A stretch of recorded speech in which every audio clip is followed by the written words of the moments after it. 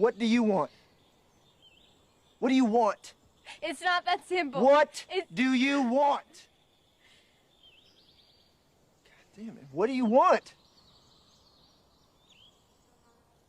I have to go. Hello, hello, everyone. Thank you so much for being here. This is Hugo's Desk on Twitch again.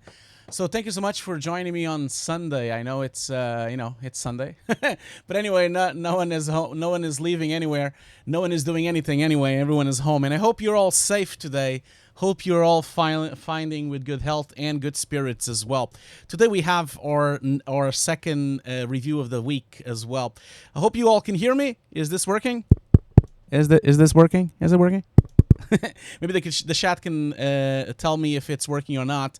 So thank you so much for being here. And also, I would like to start by saying thank you so much for being on my last stream with the book club. I think the book club was a success. I had a great time. It was by far one of my most successful streams ever. And thank you so much for being there. I think now we've seen that it worked. We've seen that people really were interested on it. And obviously, I only managed to talk about 4 books out of my 20 books I had prepared. So I am definitely going to make this a series. And the idea of the book club really started with the community, really. Like, the community voted for it, and you guys thought it was a great idea, so I just have to thank my community for it. Thank you so much for that.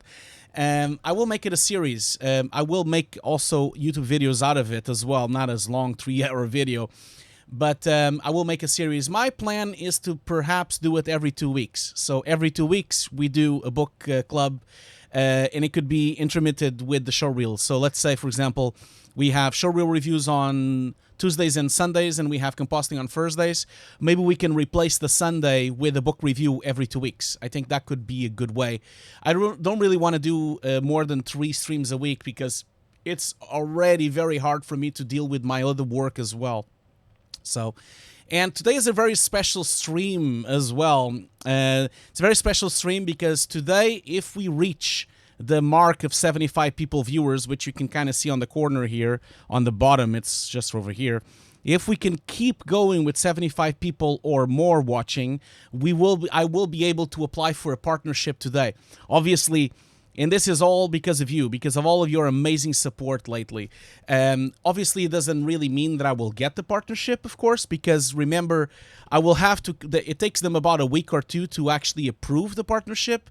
So they still have to keep seeing my exact numbers for the next week or so. Otherwise, they will not give me the partnership if they think it's just a peak, a temporary peak. So we'll see if they give me the partnership. I really hope so. That would really mean a lot to me, and it really would mean a lot to our community, you know, because our community would be one of the first compositing. I think, at least I haven't found any other one.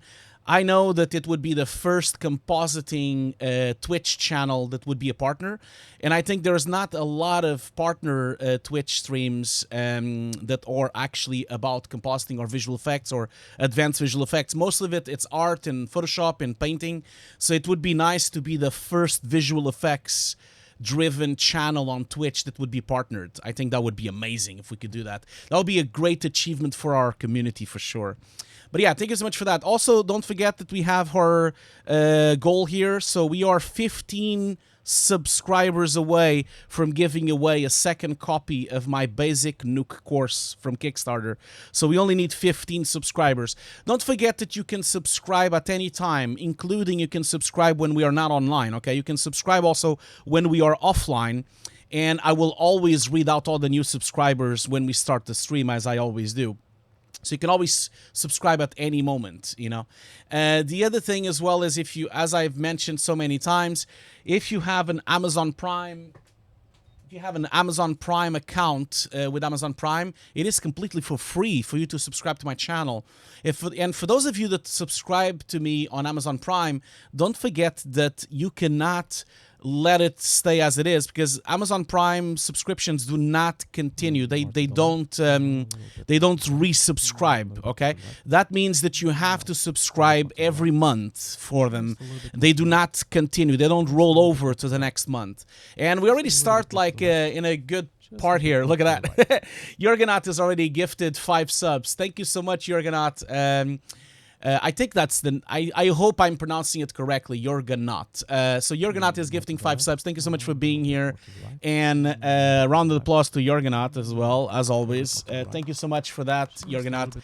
So he's gifted 5 subs. He's gifted a sub to Azaz Shapes. He's gifted a sub to Naktaus S. He's gifted a sub to Rename Card. Love that. Rename Card. He's also gifted a sub to Jonas Kirchner, and he gifted a sub to Lind Lind was taken. Yes, to Lind was taken. So thank you so much, Jorgenot. As you can see, our goal is only 10 subscribers away. So if you want, you can resubscribe on Amazon Prime. Don't forget, Amazon Prime does not continue. It doesn't roll over. Yeah, that's terrific. Thank you so much, Jorgenot. We love you, man. Thank you so much. I hope this is not going to become only alerts. I need to kind of like... I think I should probably make the alert of this subscription a bit shorter because it takes so long that it stays forever alerting, you know. So maybe I'll... It was 20 seconds. Maybe I'll put it to 15 seconds. Otherwise, we'll be here for a long time. But yeah, thank you so much for this very generous subscription. Anyway, let's go back to the stream. As you know, today is Sunday review, so we're reviewing showreels. Now, for everyone on the audience, don't forget that it's important for you to stay and watch other people's subscriptions, you know. And okay, so we just reached the goal. Okay, that didn't took very long. So as I can see, Akam just gifted 10 subs. Akam XP just gifted 10 subs. So Akam is already our biggest contributor to our channel. He alone almost subscribed to everyone. Thank you so much for this, Akam. It means the world to me that you're supporting me in this matter. Thank you so much for this, man. I guess we're gonna stay on Shaya today for a while, I think. Thank you so much, Akam, for this amazing contribution to my channel. Let me just actually give you a little share it on the screen here. So we already know that oh, it's not updated. The gift subscriber is not updated at the moment. I'm just like checking here and it's not updated. Oh, and there's already another 5. Okay, this is gonna be a long day, I think. Thank you so much, guys. Thank you so much for this. This is amazing.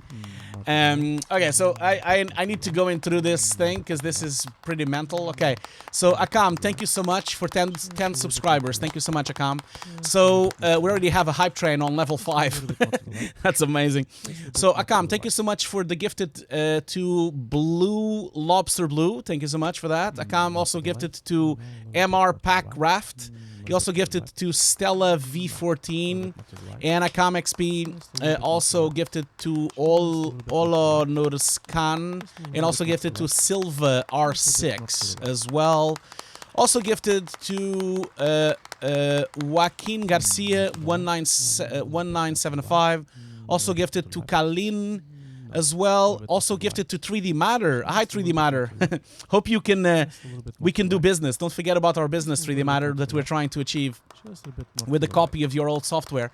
Also, Akam gifted to Photograph, and he also gifted to Karen as well. So much appreciated for everyone here. Thank you so much, Akam. And then we also have Oblivion6277 with 100 bids. Thank you so much for the 100 bids, Oblivion6277. Much appreciated for that. Akam is now our record holder for gifts on subs. Thank you so much for that. So Oblivion6277, thank you. And then also thank you so much for Luca Hakan 2020 for the resubscription Prime for 2 months. Thank you so much for that. And then, of course, thank you all so much for the gifted subs from Bogus Sauce, okay. So Bogus Sauce gifted 5 subs. Bogus Sauce gifted 5 subs. He gifted to Kalabadala. He gifted to Nemoc _ He gifted to MT So3, and he also gifted to RR Gambini, and he also gifted to Angus Villani. So thank you so much for that. And then, last but not least, Managada for the follow. This is amazing, guys. We already broke the record, as you can see there. We're already 246 out of the sub. So thank you so much. The second copy to Basic Nuke course. Don't forget that this Nuke course is valued at £500, and this is going to be to everyone on the chat. Okay, it's not going to be just for the subscribers. It's going to be to everyone on the chat. So thank you so much for that. Okay. More to the left. So, More to the left. okay. So, yeah. Sorry, CG Rockstar. I have Nightbot activated because I'm gonna do the giveaway. So I need to. I'll deactivate Nightbot now. But for the giveaway, I need to activate it, so you just need to be patient with Nightbot. I know Nightbot is a pain. Sorry about that. Let me just deactivate it. Okay, so I deactivated Nightbot for now, and then I'll activate it temporarily just so that we can do the giveaway, okay? Okay, so thank you so much for everyone. And now, what does this mean? We're going to do the giveaway. Now, I'm not going to do the giveaway right away. Otherwise, you all go away. I can't let you go. Look. We have 80 subscribers. I need to keep this going. So we're going to do the giveaway at the break. Okay, so during the break, we'll do the giveaway. Right after the break, we'll do the giveaway. And so the giveaway will probably be done in about an hour or so. And then maybe if it all goes well, if you all behave on the chat, I will give maybe another copy of the Nuke license, okay? Maybe. We'll do another sub value, and then we'll do that. But for the moment, let's jump into the showreels. And thank you so much for being here, and thank you so much. Hi, Kurt. I can see Kurt Bernardin is on the chat. Thank you so much for that amazing gift, and I have a little surprise for you a bit later on the stream. You'll see. You'll see what it is, Kurt. Just a little bit more to the left. Okay, so tell me one thing here. How annoying is this alert of just to the left, just to the right? Is it very annoying or is it fine? I just want to know if you guys find it incredibly annoying, because I know when we have all these subs, is it very loud or is it fine? Just wanted you to let me know. If it's very loud, I can remove it completely, okay? It is annoying? Someone's saying it is annoying. Is it too loud, the sound? Is it very loud? Oh, we received the new hype train emote. Look at that. You guys are really going for it. Thank you so much for this. We just reached level 5, so we've reached all the levels on the hype train. So that's it. Like, there's no more hype train. I can go home now, I guess. Thank you so much. Ilarin is also giving 100 bits. Thank you so much for that. Okay, volume is good. Okay, not too loud, not too bass. Okay, that's perfect. I think I've left it just a little bit. It's just perfect. It's just on that place, you know. Thank you so much for all of this. You guys, you don't know what this means to me, and also, like, I mean, you know what this means to me, and I can't wait to become a partner and to actually take this channel to the stratosphere. We're gonna beat Ninja. No, we're not. No, Ninja's not even on Twitch anymore, but I'm just joking around. Anyway, just wanted to show you something that is really cool, although it's all because of you guys, and all because of you, and I wanted to share this with you just so you can see it. So here's the achievement at the moment. So right now we are only one away. So today we're going to be able to be, we're going to finish the stream by 12 different times. So stream for 25 hours, it's already done. So we're already on 41 hours. Today's going to go to 35. Stream for 12 different days. We're going to go to 12 today because that's the stream we're doing right now. So we're going to have this in green here. And then average, we are at 89 average. That means 90 of average, especially because of the amazing stream we had with the book. We had average of 150. So what does this mean? As soon as we finish this stream, I can apply to partnership. Now, the problem is that they make it as a 30-day, the partnership. It's a 30-day ongoing thing. So tomorrow, I'll lose one of my streams on the average. So tomorrow, it'll go back to 11. And then on Tuesday, it will go back to 12 again. So I'm not entirely sure if I should wait and not do the partnership application tonight, or if I should do the application on Tuesday. I'm just afraid that I apply, and then they see that I have 11 streams because one day has passed. So I'm a bit concerned about that. But maybe I'll just apply, and then by Tuesday we'll have 12 again. And then by Thursday we'll have 13. So I think we'll be fine. But this is tough, man. This is more tough than you guys think, I'm sure. And some of you are streamers, and you know exactly what I mean. Anyway. Oh, sorry about this. Anyway, let's let's get going for the show reel. So, let's see here. Oh, if you don't get accepted as a partner, what will the stats then? I don't know. STF VFX. I don't know. Like I'm gonna try it. You know, I'm gonna try to apply for a partnership. If I don't get if I don't get approved as a partner, you know, I don't know. Like I'll just continue. I'll just continue with 3 streams a week, and I'll continue with the book club, and I'll continue with the Showreel Reviews, and I'll continue with the Nuke Compositing. I'm not gonna really change that because, as you are, I'm on lockdown. You know.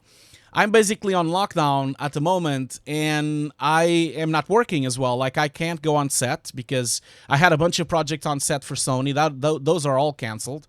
I can't go on set. I can also not really do any projects. All my projects have been postponed or delayed.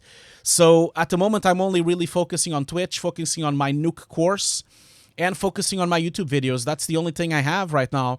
And so I'm going to continue doing 3 streams a week, at least for the next couple of months, you know? And if you want me, and if you want my company. Now, once I become a partner, I have a surprise for you, because I'm going to start streaming gaming as well, because as you know, I play a lot of games. And so I'm going to start streaming gaming. I haven't streamed gaming this month because the only day I streamed gaming, which was Resident Evil 3 Remake, I only had 45 average. So I don't want to destroy my average because of a game, because obviously I know not all of you are gamers. So when I'm doing games, I always get only maybe 20, 30 people. But once I'm a partner, I don't have to care about that anymore. Once I'm a partner, I don't have to care about averages anymore. So I'm definitely going to play some games. At the moment, I'm playing Final Fantasy Remake, so maybe I'll stream that. I might stream Resident Evil Remake again, because I finished it, and now I want to finish it again. So I have a bunch of games. I'm always playing games, so that definitely will happen. So, but I will keep my schedule, you know. Tuesdays, show reels. Thursdays, compositing. Sundays will alternate between book club and reviews. And then I'll just do random gaming streams during the week, you know, at some place. And whoever wants to join me, Whenever who doesn't want to join me, that's okay too. Okay, so thank you so much for the sub goal. We already reached it, so we're gonna do this. Giveaway on the break. So now let's jump into the Showreel Reviews. And before we jump into the Showreel Reviews, as you all know, it is incredibly important for you to understand how to do a showreel, right? So I advise you to all to stick around, because watching other people's problems, watching other people's achievements, and watching other people's shots being reviewed will really help you develop an eye for detail, and it will develop your eye for understanding of how a shot should look like. You know, the fact that I'm kind of telling you where an edge is a problem, where the balance of blacks is a problem, where the depth of field should be, those are really crucial things you need to know as a VFX artist, or as a compositor, or as a CG artist. So that means that I would advise you to stick around. This is why I'm going to make my showreel reviews public on YouTube, because I believe it's really important for us to kind of all watch those things, especially because it's not every day that you get professional feedback from a seasoned artist. You know, I've been doing visual effects for 20 years. I was the head of compositing at the mill for 6 years. I reviewed and interviewed and hired more than 30 people while I was at the mill, you know, while I was the head of compositing. I have my own company in visual effects. I hire people all the time. I watch showreels all the time, and I review shots all the time. So that's where my experience, I'm trying to help you with this, you know. Okay, so let's get going with the showreel review. So today we're going to start first review. Let's open up the thing to see if he's here. Let's open up the file, and then we can share it on the screen. I'm going to take away the sound just a second. Okay, so the first showreel review that we're going to do today is for one of my students. As you know, we have priority on students, Patreons, and subscribers on Twitch. So this is the first showreel we're going to review. So can I ask if Andrew Militsky,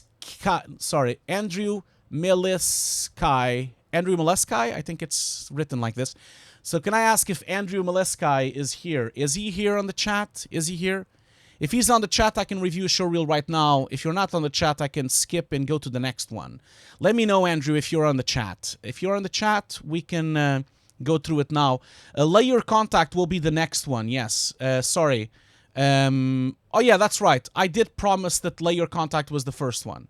So I'm going to do that. Layer contact. I did promise last stream that you were going to be the first one. And I know that Andrew is a student, so he usually goes above everyone else because students are prioritized on my stream. But I will do Andrew next. Okay, so let's do layer contact first. Promise is a promise, man. A promise is a promise. So layer contact, I think this is your showreel, right? Is this your showreel layer contact? So I guess you are called Noel. So Noel, is this your showreel? Is that it? No. I'll do the student later. Don't worry. So Noel, is this your showreel? No problem, man. Okay, cool. So let's watch Noel's reel first, and as you know, I'm not going to put sound on the showreel, okay? You guys know already that. I can't put the sound because otherwise I'll be flagged on YouTube and I'll be flagged on Twitch, so I don't want to do that, okay?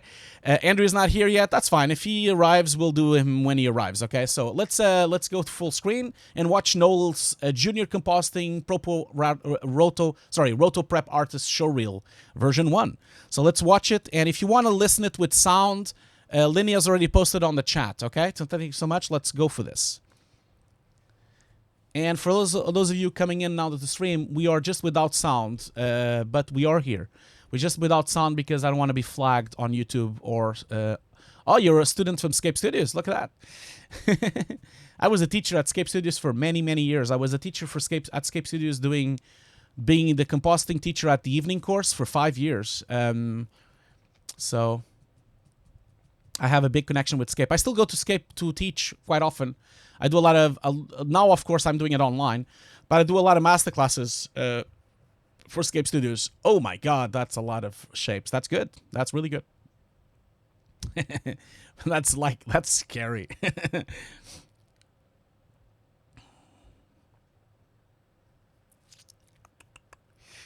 Okay, I already saw some problems there, man. Okay, this is pretty cool. Do you guys have a puppeteer on the school or something? That's pretty nice. That is pretty cool. This is really hard to do, by the way. This puppeteering thing, man, Jesus, it is really tough.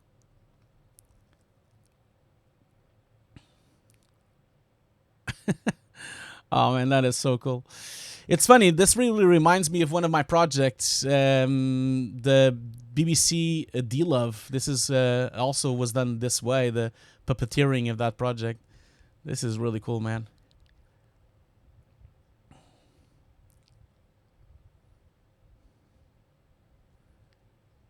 Radiation, what the hell? Is it like an apocalypse day or something? That is pretty strange.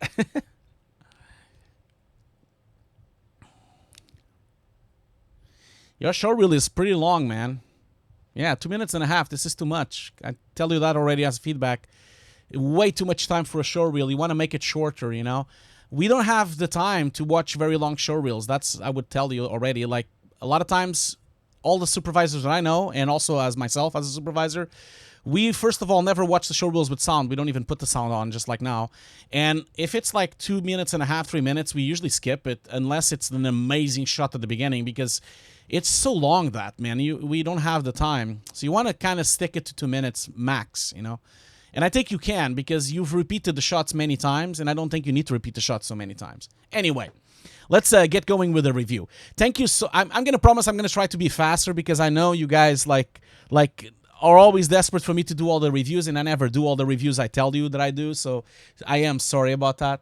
Anyway, Noel, thank you so much for sending the showreel, okay? Thank you so much for that, and thank you so much for sending the showreel for us to review, and I know how difficult it is for you to review your shot on a public space, especially because anyone can watch this stream, and it's pretty public. We have almost 100 people watching right now. So, Noel, first of all, I think your showreel was cool. I think it was good overall. I do think it's a bit long, and I think it has a couple of problems. So let's go through the problems frame by frame. First of all, I think it's fine that you're saying Junior Compositor Roto Prep Artist. That's fine, but I mean, you can just say Junior Compositor. You don't have to say Roto Prep Artist. There's no point of you doing that, really, because people know what the Junior Compositor does. Let's start with the first shot. So for this first shot here, there's a couple of problems with your edges, okay? So I think your rotoscoping... well, first of all, let me say, I don't agree with the fact that you're showing the shots first and then you do the breakdowns later. I don't think this is beneficial because it's better for you to just show the shot, do the breakdown, and then go to the next shot. Because you're losing a lot of time on your show reel because you're showing it twice. I don't believe you need to show it twice, okay? Because you're just wasting time. Basically, we're watching the show reel twice, and this is a video, man. We can all go backwards and forwards on the video if we're really interested on it. So that's the thing that I would say to you in that sense. So I would skip the beginning, and you see, if we skip the beginning, you kind of skip 28 seconds already. So 28 seconds are already good. A little bit more to the right. Thank you so much, Volume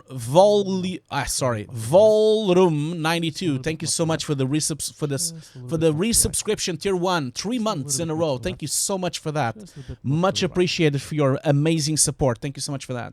Anyway, as I was saying, 28 seconds already gone, you know, so I would definitely hi CTPOH.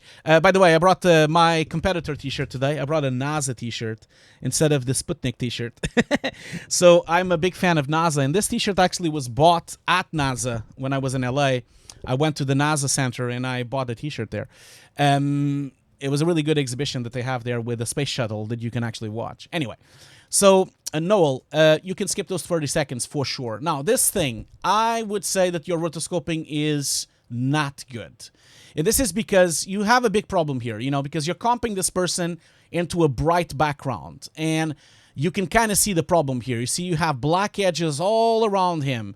And I'm even watching a Vimeo version of your showreel. And if we watch it in real quality, like a ProRes or EXR, we would already like see even more problems. So you already have a bit of an issue here. So let's go on with this. First of all, congratulations on the way you approach rotoscoping. This is definitely the way to do rotoscoping. For everyone on the chat, this is how you break up a rotoscope. You break it up by sections and by parts. This is the easiest way for you to control all of your shapes going frame by frame. That means you can control the shapes of one side, control the shapes of the hat, control the shapes of the saxophone, and you can just animate section by section by section by section. If you just try to roto around the object, you'll lose control very rapidly on your rotoscope, okay? So Noel, this is definitely the way that we do rotoscoping professionally on a company. It's by breaking it up section by section, okay? Now, obviously, the problem you have is that you haven't really reached the edges correctly. And you can kind of see here, if I look here, for example, you see here that this shape is going that way, but I can still see a little piece of the fur sticking out. So you do have a couple of problems there in terms of the edges. You're missing a couple of fur elements, especially on the in here. You see that? All of that is missing on your rotoscope. So you have to be a bit more careful and a bit more precise. And especially when he moves too much, if I go frame by frame, you can clearly see that the edges of the... You see that? Like on one frame, we have a black edge, and then on the next frame, we don't.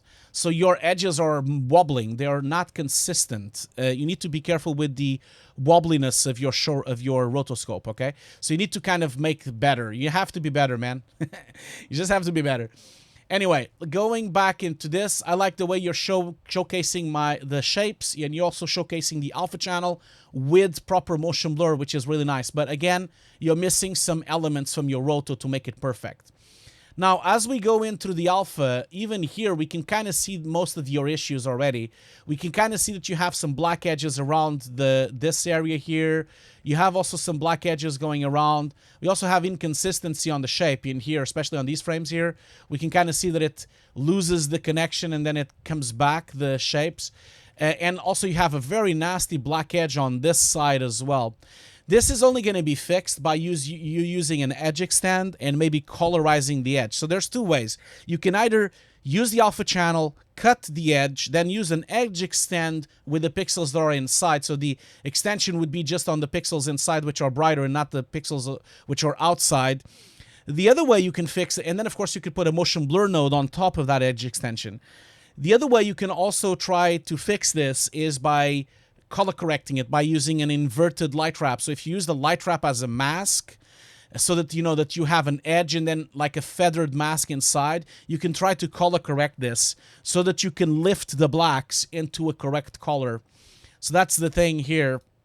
Now, so that's my first thing. I think you did good, but not good enough. You know, you can clearly see black edges here on the side. You can clearly see it's mostly on the feather parts. The soft parts are the problem, you know. So you have quite a lot of work to do here, I think, in terms of that rotoscope. Now, next shot here. Nick's shot here was better. I think you did a really good job with the cleanup, especially the keying methodology and the soft roto and keying. That was really good. Then you used the clean plate, and I think the masking and the color correction, the edges look pretty good to me. I think you did a really good job with the edges. There's no black edges anywhere.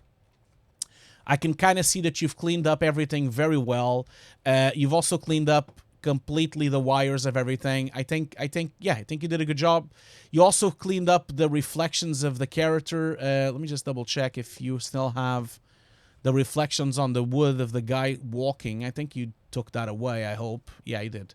So we would have reflections and bounce light here, but I think you took that away, which is good. So very well done. Sorry, I just have to move this a bit because I don't have enough space here for my mouse. So well done with that. It's funny that that shot reminds me of a project that I've done years ago, and I'll show you the project in a minute. Okay. I hope you're enjoying this review, and I hope you're not taking it too harshly, okay? Because I know this is harsh, and I know there's a lot of comments that I'm giving you, but I think you're close to having a really good showreel. You just have to work a bit more to making it really, really good, you know? Okay, so this shot here, I haven't really seen any apparent problems. I don't really have any problems with your cleanup. I think your cleanup is quite good. I think the biggest problem I have is with the rest of the stuff that you've done. So let's just go back to the... Also, I think your wipes can be much faster. I would say that this should be like at least 2 or 3 times faster. There's no point of you wasting so much time with your wipes. They can be 3 times faster. We don't have to see all of this going on, you know? So first off, the edges look pretty good to me. I think you have no problems with the edges. Obviously, I'm watching a Vimeo link. It's very hard for me to notice if there's any problems because I can't really see it in full quality. I'm going frame by frame here just to check. But out of just looking at it right away, I don't really see any issues. Yeah, I think it's good. Don't really see any issues whatsoever. With the roto itself. I think that's well done.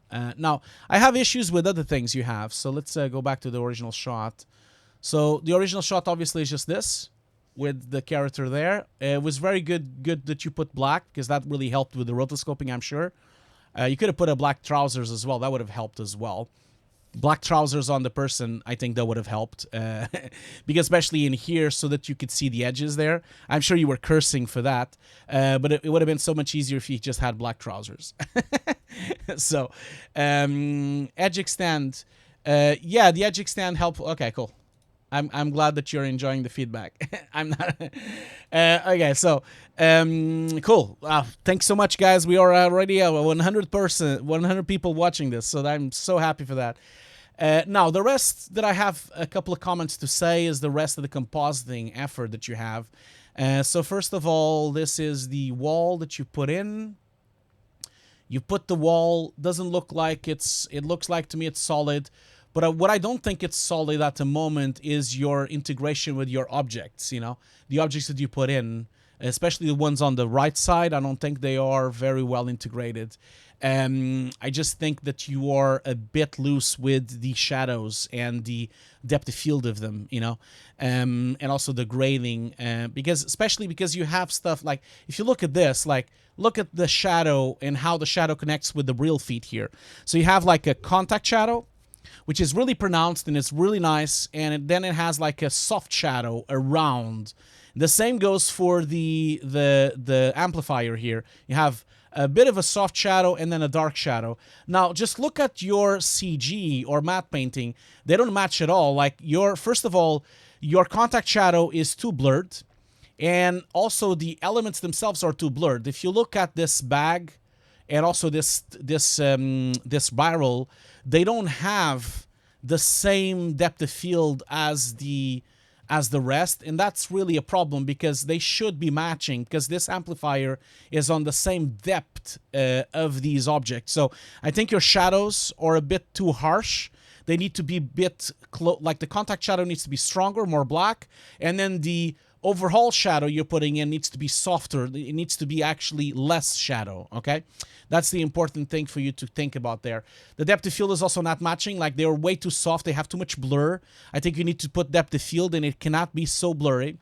And the same happens on this side as well. Again, the problem here that you have is you have a real object next to it, right? So we have the hat and we have the shoes, and you can kind of see a perfect black point shadow, contact shadow for the feet and the hat, and then a soft shadow on the feet on the hat. And you see your black point on the contact shadow is failing because it needs to be sharper, especially because if you look at the door is actually sharper than the barrel, and that's wrong, you know, because the depth of field line should kind of, I'm going to get my, if you think about this, depth of field kind of works this way, like it works on layers, you know. So if you draw lines here, you can kind of see where are your lines in terms of depth space, you know. So that depth space would be something like this.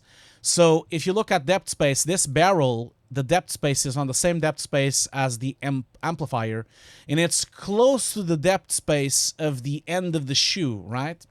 Now, as you notice, your door is actually sharper now than your barrel, and that's wrong because we can't really have depth of field working backwards. Okay, so I think you have everything on the plate to help you with this. You just have to follow the plate. And again, in this corner here, this is a really mushy shadow. It can't be this mushy. It has to be a bit better. Okay. Oh, I just noticed that I have fields on. Sorry about that. No, I don't. Why was it? Huh. That was weird. Because I saw my mouse. Oh, it's when I zoom in. Okay, I see. Never mind. Never mind. Yeah, can you watch it perfectly? No, there's like some breakup, isn't it? There's like, I can see some breakup on my output. For some reason, it's not outputting correctly. Let me just change one thing here really quick, okay? And then I'll be right back on my signal. My signal will come back very soon. Okay. I'm just changing one thing here on my signal boost of my video, because I think I'm having some kind of issue with it. Yeah, now I think it's, yeah, for some reason it had like some kind of fields or something. Yeah, I think it was set to fields instead of progressive. Sorry about that. Anyway, yeah, a lot of interlacing, right? Yeah, I don't really know why that happened. I do apologize for that. I think it's gone now, especially when I move my mouse. You see, you don't see the interlacing anymore. I think this output was set to interlaced output. I am so sorry for that. That was my mistake. Yeah, now it's gone, right? Sorry for that. I wasn't really paying attention to the chat. I'm sure you were already talking about this, but I wasn't. I mean, I'm talking and I didn't really look at the chat. So I should really look at the chat often, shouldn't I? I just like, it's difficult, you know. It's difficult. It's so much to do, here. At the same time that sometimes I can't really take care of the chat as well. You guys need to understand that this is a lot of work, man. A lot of work. Let's see here. So I hope you understand this layer. Well, sorry, not a layer. Noel. So Noel, keep in mind the depth of field. You see, you can kind of see on the wall, it doesn't match the barrels. That was one. So you have problems here, not the roto, but the black point, the shadows, and the actual depth of field is a problem on this shot, okay? Just so you know. CG, you're saying CG is not rendered by me, but yeah, but you see, it doesn't really matter. Like again, guys, like this is for Noel and for everyone else on the chat. Even if it's not done by you, it doesn't matter. It's your responsibility. You see, the buck ends on you. You know, like you're the compositor. You are the one delivering. So you need to understand that when you're in production, no one in production can say, oh, but the 3D guy did a mistake. No, it doesn't work that way. You are the last one in line, right? So if the CG doesn't look good enough, you need to tell the CG artist to re-render it. And then if you think he's did a mistake, you need to tell him he needs to fix it. you cannot drag his problem into your department, because you see, this is there's a pipeline, right? So the CG artist did it first, and then it gives it to you. And if you don't say anything, he just assumes it's perfect, and he moves on and goes to another project. So you need to tell him to re-render it, so you can deliver, because as soon as you get all the elements are your responsibility. You know, that's the thing. All of it is your responsibility, because you are the compositor, you are the delivery. The same way that when you ship the shot to grading, then the responsibility passes to the grading artist, okay? So if the grading artist doesn't understand, like if he notices a comp problem, he will call you up. If he doesn't notice a comp problem, then it's going to be his problem because he didn't notice it, you know? So this is really important for you to understand. No, I understand that you're not blaming. I'm just, so please, Noel, don't think that I'm just like attacking you about this. I'm just telling this to the whole chat, that I want the chat to understand. Everyone that's watching the stream, I want you to understand that the buck always ends on you. So, and this goes for every department. Like, if you are a layout artist and you're putting in elements from other modelers, if you see a problem on the model, you need to tell the modeler. You can't just tell your supervisor, oh, but that modeler didn't do his job. Like, it can't be that way. You need to be responsible for the job that comes before, you know? So the quality, you're saying the shadow was that in Nuke? Like, what do you mean? Did you do this shadow in Nuke? You didn't get like, you didn't get the shadow. Could you explain a bit better? So you didn't get the shadow as a shadow pass from CG? Did you get a shadow pass? Was that how you did it? Didn't know this was my first CG, so didn't know the quality was good enough or not. Okay. Yeah, that's fine. I mean, absolutely. If you're a junior, if you're a student, of course. That's why we're reviewing it. But yeah, see if you can talk with your friend. See if you can talk with your CG fellow artist, and see if he can give you a better quality shadow. Now, one thing you could fix is the depth of field. I'm sure that was not rendered in CG, so that is probably coming from Nuke. So maybe look into that, you know, maybe look into that. But anyway, Noel, this shot is great, and I think this shot could look great. If you can adjust those things, it could look really amazing. Oh yeah, I just missed a highlighted message here. Don't forget, guys, that we do have something new on the channel, which is Nuke channel points, which are called channel nukes. So Dwarf Marine has highlighted his message. It says, what in your opinion on the Nuke 12 edge extend node is compared to the gizmos that exist like Color Edge? Well, to answer your question, Dwarf Marine, the edge extend, and the reason I'm saying this question is because it's related to Noel's showreel, because of the edge extend. The edge extend that exists in Nuke now, the new one, and the gizmos, they are doing all the same. The only difference, though, is that the edge extend gizmo, the edge extension node in Nuke 12 is GPU accelerated. So if it's GPU accelerated, you're going to have a much better performance on the gizmo than you're going to have on a regular gizmo. That's the thing, you know. So that's what I would say, that I would prefer you to use the official edge extension because it's GPU accelerated. Okay, let's move on to the next shot, Noel. I don't want to roast you much more. I think this shot is great. You just need to work more on that. And I think now this shot has a couple of problems, but they're not a lot. I think you did good. It was quite tricky to do that key, I can see, behind the bin, the trash bin. That's a tricky roto. Again, you can be much faster with this. I think you can be much faster with your wipes. You don't need to spend so much time. Your projection camera track looks really nice. I like your wall and projections and matte paintings. They look really, really nice.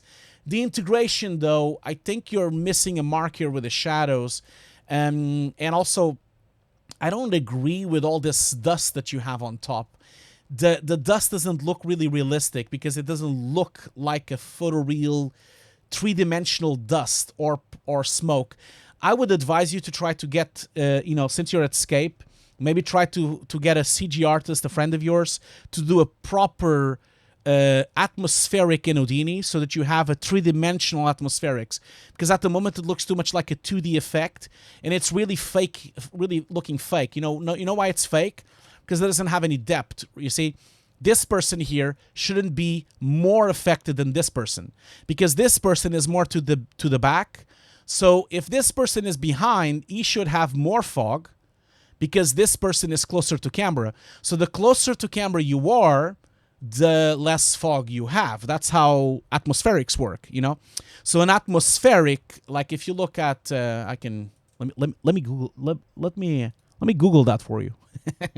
Atmospherics. So you see, if you look at atmospherics, atmospheric fog. Let me see if I can find a good image to show you this. Maybe I'll just use fog. I have a lot of photos of fog, but I just don't have the patience now to try to look for a photo right now. Let's see if I can find an image that has a good sense of feeling of fog so we can kind of look into it. Let me just double check here. Well, it's not as easy as I thought to find a good reference, is it? Fog people. Maybe fog people will show up. Yeah, there you go. That's better. So you see, if I look at this image here, you see that? This person, which is this person with the bag here, which is closer to camera, he has less atmospherics. And then this person has more atmospherics, and that person has even more atmospherics. You need to consider that atmospherics are different values. So if you cannot get real atmospherics from 3D from someone in Houdini, what you need to do then is you need to mask them in depth. That means you need to mask this person and give him a value of depth, for example, of white. Then this person has to have a value of gray, and then this person may be a bit grayer, and then the background even grayer. So then when you apply your atmospherics, you're basically faking the depth of field and basically faking the depth atmospherics, okay? So that's kind of what I would say.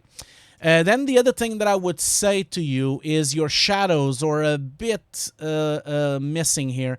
So if you see, if I look at the original footage. Oh, there's also a bump on the track. I just saw the bump on the track. Let me just double check here. Oh, there. I just saw one thing here as well. There's something moving there on that corner. What is that? What is that, my friend? There's like a moving mask going on the top, on the corner here. This is probably a shadow mask that is moving around. You need to look into that.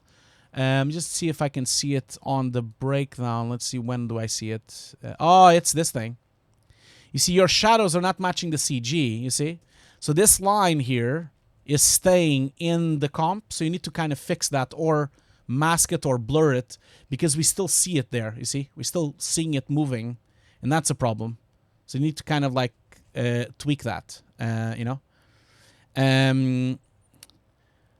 Again, I know some people on chat here are talking about PFog. I don't think PFog would work here. I think this has to be a real atmospheric fog that either you create the fake depth pass for them, and you can create a depth pass quite easily, you know, because you could just like basically roto him, give him a value of close to white, roto this and give it a value of like a bit darker than like a little bright gray, darker gray, even darker gray, and then you can create your own depth of field.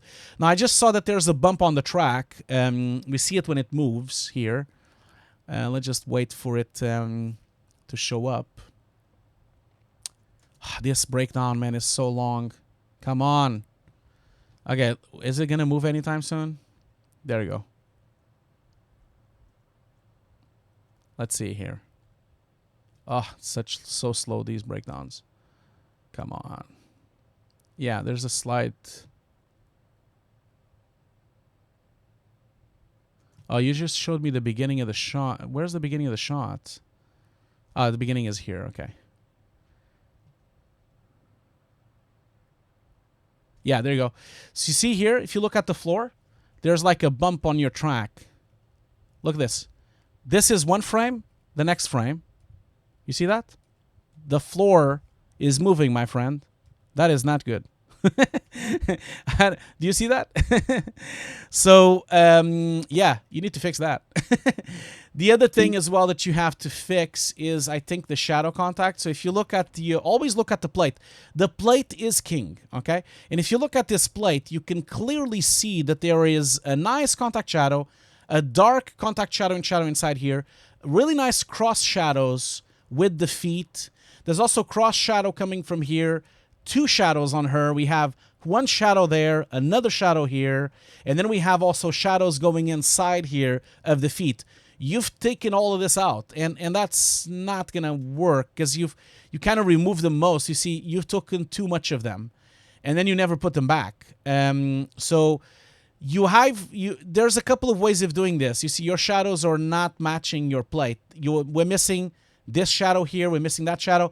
There's also other problems here. When I zoom in, you can clearly see your edges are not really working. You're putting too much edge blur on the edges of her, for example. She has too much blur on the shoe and on the laces as well. And he also has too much blur on the edge. That's too much blur on that edge. You need to match the plate, okay? Now, for the shadows, I would recommend you to do this.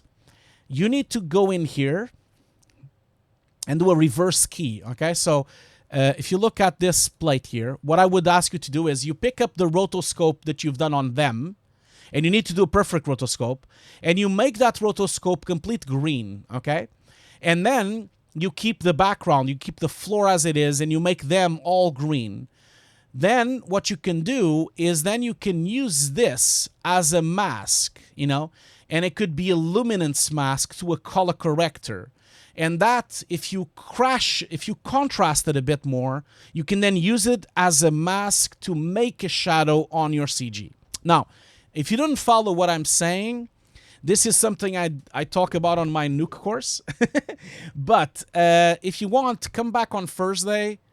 I would gladly try to show you how this works. You know, I can open up an example on Nuke. You know, I'm not going to open Nuke today. But it's important for you to like know that there is a way of extracting the shadows. So you kind of want like to come back on Thursday when we do compositing, and then I can try to help you. Now George is saying, or is it the 32-inch monitor 4K? Yeah, it is. It does help, George. Although I'm not running 4K because I can run 4K. Otherwise, you guys can't read anything. I'm currently running HD only. So I'm running HD, but my screen is 32-inch. So it's quite big. But you know, that's why when we do reviews on film, we review it inside a cinema. So our screen is like 10 meters or 15 meters. And if we're doing like a commercial, our review would be like on a 15-inch or a 16-inch plasma, you know. So it's important for you to kind of look into that. So I'm not going to repeat the process, Pat. You can just watch it again, you know. You can just watch it again. Why is the chat saying the network error? Did we had a break on the chat? Did we had a problem on the stream? Is everyone still here? You guys all hear me and see me, and is everything going well? Are you all here?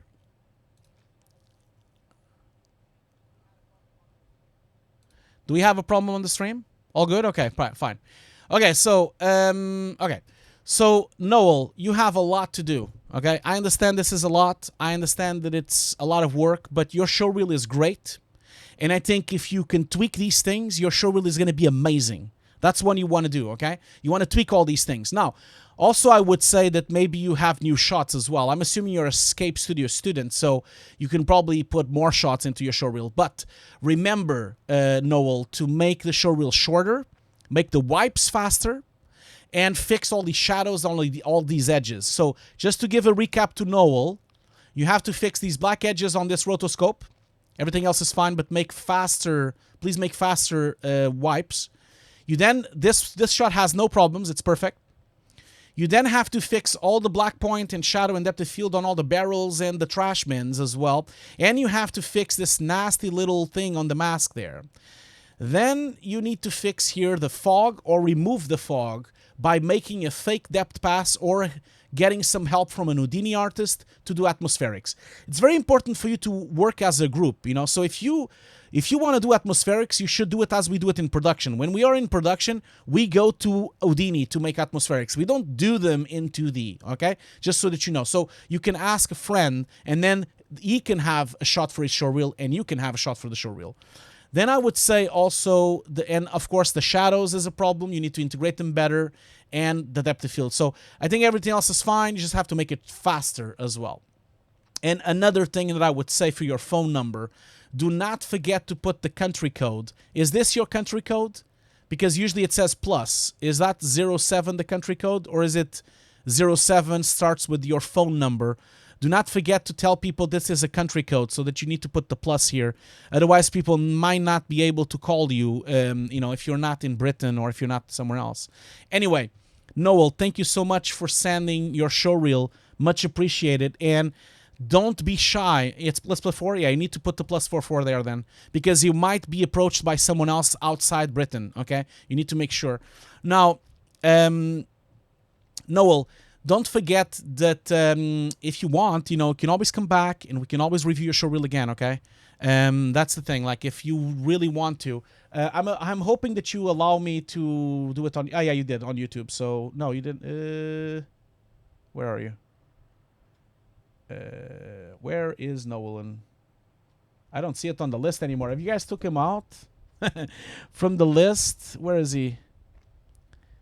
Okay, cool. Okay, cool. So let's do a break. So because we've been going already for an hour, and you know how I do things. This is we run a responsible stream, and just as I was doing a break, just as I was doing a break. COFix103 just subscribe on Prime. Thank you so much, COFix103. And also thank you so much to Garretus for the follow, and Moon Voyager for the follow. Oh, thank you so much. You've missed my beginning, like the Space 999. By the way, I forgot to say to everyone, that TV show, I used to watch that TV show when I was a kid with my mother, loved it. That does look like different. It looks like a different 1999 than what we had, isn't it? I thought it was amazing.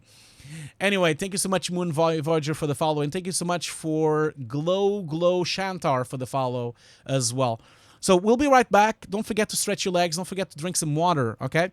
We'll be right back. Don't go anywhere. We are going to do the giveaway as soon as we come back, okay? We'll do the giveaway as soon as we come back. And since we already have so many new subs, I'm going to make a new subtotal for the next one, okay? So thank you so much, and I'll be right back. Don't go anywhere. It's going to be exactly 5 minutes. I'll be back in 5 minutes. And and by the way, I have a surprise for you, Kurt. So thank you so much, Kurt, for this amazing GIF animation. Here you go.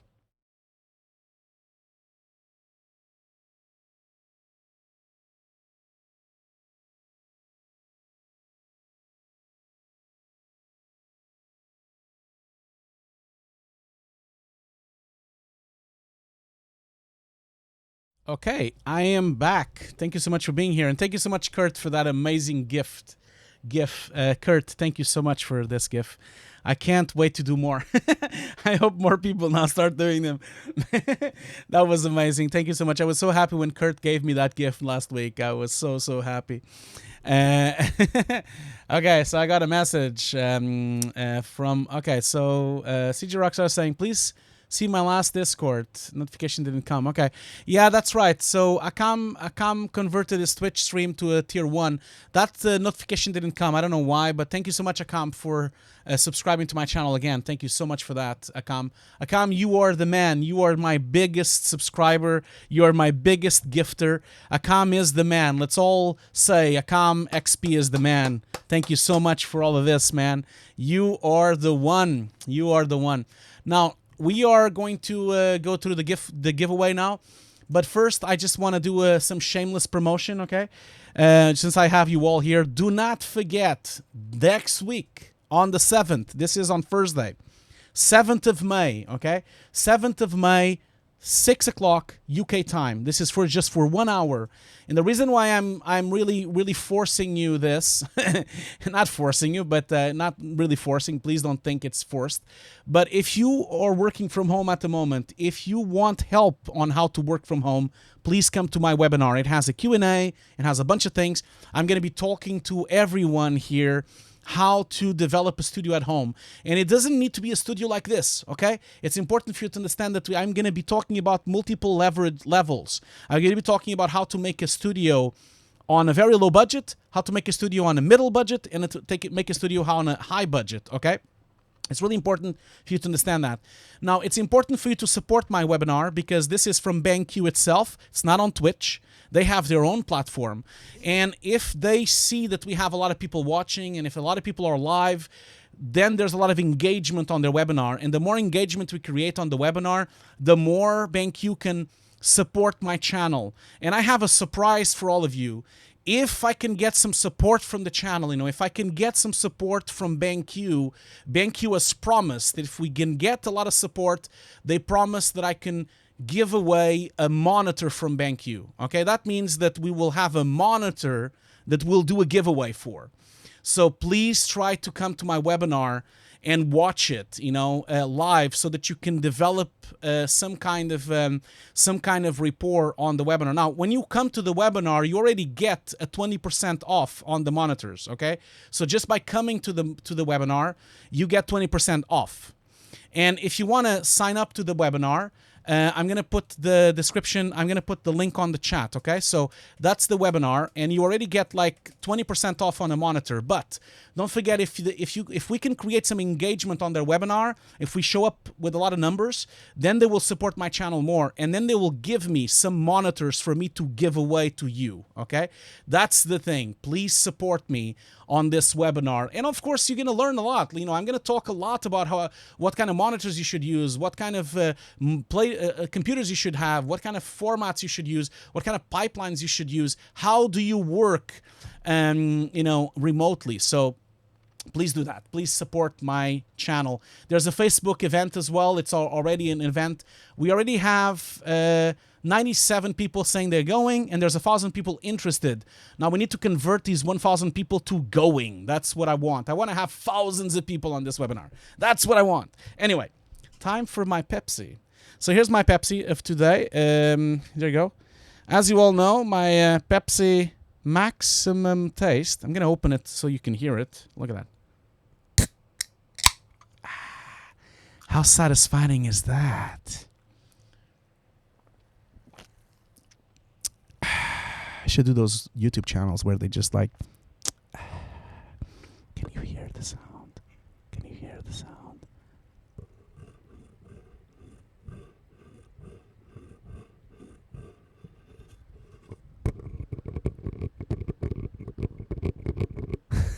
Yes, I should do a channel of just that. Anyway, okay, let's do this giveaway. So for me to do the giveaway, so yeah, if you can't be on the webinar, by the way, tell your friends to come to the webinar. The more I have engagement, the more monitors I can give away from BenQ. And you guys know monitors from BenQ are quite good. So a warning to my mods, I'm gonna activate Nightbot. Okay, I need to activate Nightbot, otherwise I cannot do the giveaway. Okay, just so you know. I need to do that. Let's just do that. And I know Nightbot is annoying as hell, but I will have to activate it, okay? So Nightbot is now activated. Now, I'm going to do the giveaway for the monitor. So this is going to be, everyone is going to be eligible for this, giveaway. Now, for you to be part of this giveaway, you just have to be on the chat and talk on the chat, okay? So I'm going to give you like maybe 10 minutes so that you can all kind of like be on the giveaway. We're not going to be giving away right now. I just need people to talk on the chat. While we're waiting for people to talk on the chat, I am going to answer some questions here from the chat. So, and again, thank you so much to my mods for helping me so much on this. So let's start with the questions here. First question comes from Rashput. Rashput always asking questions. So Rashput, let me just one thing I need to do before I answer the question from Rashput. Is this working? Okay, so Rashput's question, first one is where is it? God damn it! Yeah, and more to the left. Oh. I can hear the notification, but I don't see the notification. That's weird. I think something crashed on my notifications because I don't see the notifications. That is strange. I didn't saw the last notification. Did you guys saw the last notification? I hear it on the sound, but didn't really come through. That was weird. Well, anyway, doesn't matter. Doesn't matter. Let's go to Rasput's question. So, so many questions already. You guys are always going so much here. Rasput is asking, would you make any time Nuke optimization stream, as it will be helpful who has a low-end machine? That's a great question, Rasput. I have done a couple of things like that, especially on my course. I've done a lot of videos about that, but that is a good point. I have been planning to do a video about the settings on Nuke. This because the settings are really misunderstood, you know, and this was actually a video voted by my Patreons, but it was like a long time ago, and I really need to do that video. Thank you so much for reminding me that.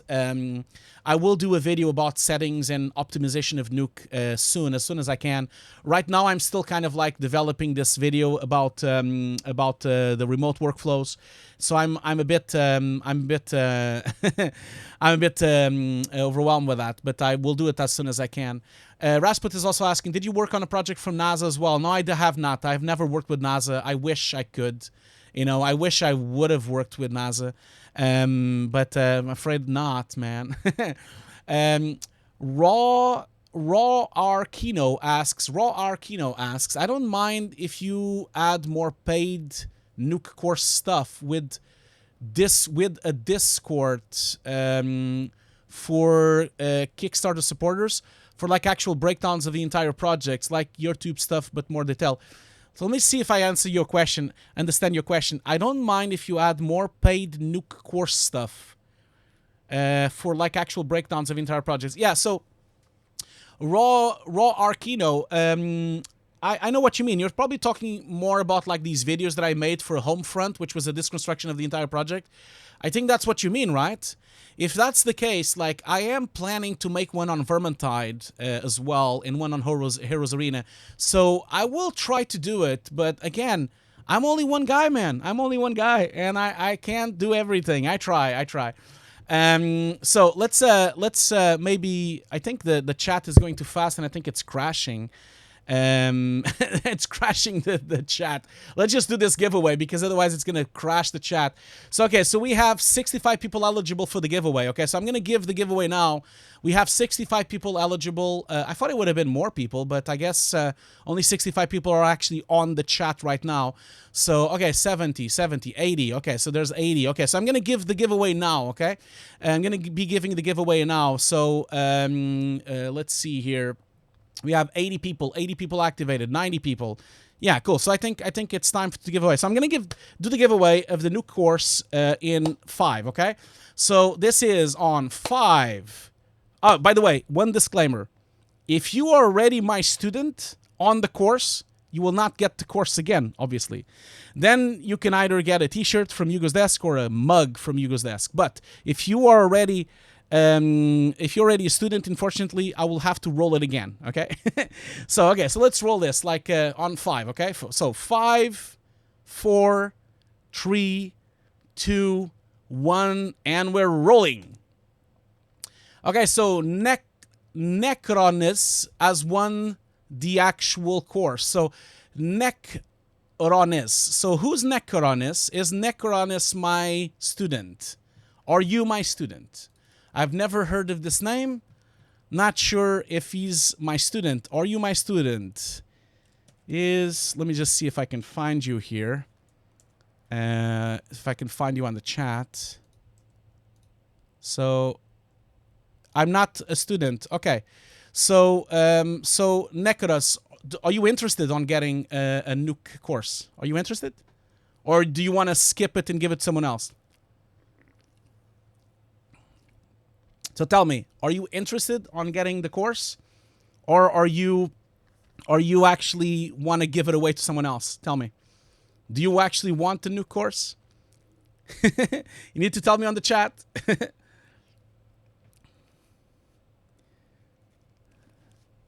Are you here? I can't see anything written from you. Have you said that you're interested? Yes, absolutely interested. Thank you. Okay, that's fine. Okay, so congratulations, man. Congratulations for winning the course. Okay, much appreciated for you to be here, and congratulations for you to win the course. So you need to send an email.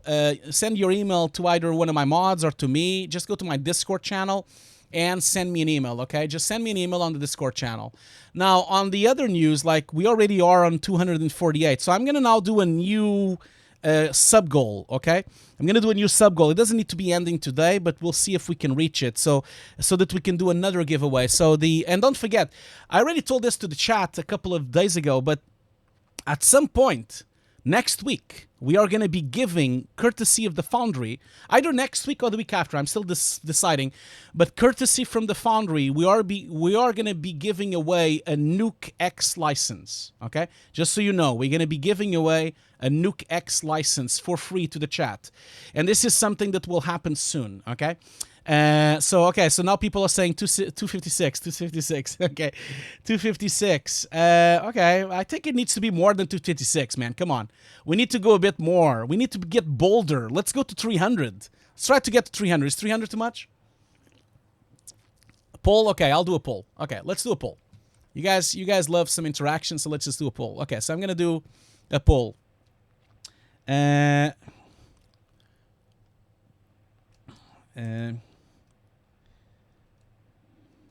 let's see, giving away a third Nuke course when we reach. So when we reach, so it will be, minimum will be 256. Then we have, let's see here, so 256, god damn it. 300 is not really like a cool number for a bit, but I'll put 300 anyway. So we have 300, 256, we're already on 248, so it's already 20 subscribers to go. So let's say, I'm not going to do 256, I think that's too little. So I'm going to go with 300 first. Oh no, that's too much then. Okay, let's do this. 58, 75 maybe. 420. You guys are just giving me random numbers now. 4,000, yes, 4,000, a million. Okay, I'm gonna give another giveaway just to celebrate. Okay, to celebrate because we're almost reaching the achievement of getting sponsored, getting partner. I'm gonna go for to these three. Okay, so I'm gonna give you guys 5 minutes to vote on this. Let's just do this one as well. Why not? 350, 512, and 1024. Why not? Let's just do that. So, okay, so $1,000 million. Okay, let's do this one. So the poll is now out. View results. I'm going to just put the poll on the chat here for you to see. Let's see how it goes. You guys have 5 minutes to vote, okay? 5 minutes to vote. So let's have a look here how the poll is going. Obviously, everyone is going to vote for the least one. We'll see. We'll see how it goes. So come on, guys. We have 5 minutes to go on this voting. So you can, let's keep this voting going. So I think I already see who is going to win. I can already see who's going to win. That's for sure. While we're waiting for this vote, before we move on to the next show reel, let's answer some more questions, okay? So let's see here. Questions. Where are we on the questions? Let's see here. So many questions. Okay. So, okay. So, question from STFVFX. Will you play Cyberpunk? Of course I'll play Cyberpunk, man. Of course. So, not only I'm going to play Cyberpunk, but I already bought Cyberpunk. I bought the special edition on game.uk. So, I have the special edition that has like a little statue and everything. So, I have bought it a long time ago. Of course, I'm going to be playing Cyberpunk. And if you become a partner, I will definitely play Cyberpunk on Twitch as well. So, we'll do it on Twitch, since I don't have to really look into the actual live counter anymore. Now, let's see another question here. A question from Red27377. Hi, Hugo. Would you be able to do an example of how to correct those edges as the tip of the day? Yeah, sure. So, Red23... So, that's a great idea. So, Red27377. Could I ask you a favor? Is Red27377 still here? Could you tell me that, if you're still here? Is Red27377 still here? Are you still here? Are you on the chat? If you're on the chat... Okay, cool. So, Red, could you please remind me the day before? So, we do We do streams of compositing on Thursday, okay? If you could remind me of this tip of the day on Wednesday, maybe just message me on Discord or message me on social media so I don't forget, because I will have to prepare footage specifically for it. Because the footage with compositing right now with the monster doesn't really work for that, so I will have to bring a piece of footage specifically for that. So just remind me on Wednesday so I don't forget, okay? Cool. Great. Thank you so much for that. Otherwise, I'll forget, man. I can put the note on my thing, but I'll just forget it. It's not going to work. It's not going to happen. Anyway, let's go back to the other questions here. So I have a question here from Linny. So Lenny, my moderator. So Loctolins asks, so when showcasing Roto, we handle the edge treatment, but when having a job, the comper does it. Yeah, so this is the thing. When you're showcasing the showreel, it's important for you to showcase the edge treatment as well, because in the situation of Noel was actually comping it on a background. So if he was comping it on a background, he has to showcase the edge treatment. If Noel was just showing the rotoscoping, then he didn't have to, That was his choice. If he was just showing roto and he didn't make a choice of comping it on a background, then he didn't have to do the edge work, Because like you said, Loctolin, it is typical that the compositors actually do the edge work, not the juniors. So, but if you're comping on some shot, then you have the responsibility to fix it as well. Dwarf Marine is asking, oh yeah, I already answered the Dwarf Marine question about edge extend. George is asking, George, one of my moderators, is asking, do you have installed help trackers with motion graphics in your glasses? Like glasses from the future? Or is it the 32-inch monitor or 4K res? No, man. I just have experience, and I'm already looking for things that I know might be an issue, okay? I have seen thousands of showreels, George. I have hired dozens and dozens of artists at the mill. I was hiring compositors at the mill when I was there, and I've hired compositors for Fire Last Smoke. I've hired compositors to my company. I've hired compositors to Nexus. I've been a supervisor for so long, so I already know where to look. But it does help to have a big monitor for sure. Most dailies are done on the biggest monitor. And I guess, like, this is not a tip of the day, but for most of you, you want to showcase your shot. Like, when you are reviewing your shot, when you're checking if your shot is good, you need to make sure you watch your shot on the biggest screen possible, okay? Just so you know, if you have a TV at your house with 50-inch, go and watch your shot on the 50-inch plasma. It's so different from just watching it on a little small 20-inch monitor on your computer. It's not really going to cut it, okay? Now, let's see here. Another question now from Polymonger. Polymonger is saying, are you sending the monitor or BenQ will settle the delivery? Yeah, BenQ will settle the delivery. Yes, I'm not sending the monitor. They will settle the delivery as well. So, but the monitor is not going to be a reality. So Polymonger, we only get the monitor to give away if we actually... if I can get some momentum on that webinar. And also, like, BenQ did requested, if we do this kind of giveaway, we're going to do it on YouTube Live, not on Twitch, So, because they already have a Twitch partnerships with the gaming monitors, not the professional monitors, so we might have to do it on YouTube. Anyway, let's go back to the voting. So, the voting is won. We're going to give away a third Nuke copy of the course once we reach 256. Oh shit, I put it by mistake. I put 58. I should have written 56. So it's actually 256. So let's do that new giveaway. That was my fault. So it's actually 2 less than what we have there, which is good for you. So let's do that. So we're gonna put the new thing up. I'm just gonna put it up again. So this will be third. This will be the last one, okay? This is going to be open to everyone, okay? So T256, and we're starting at, let's see where we are. We are 247, sorry, 248, yeah.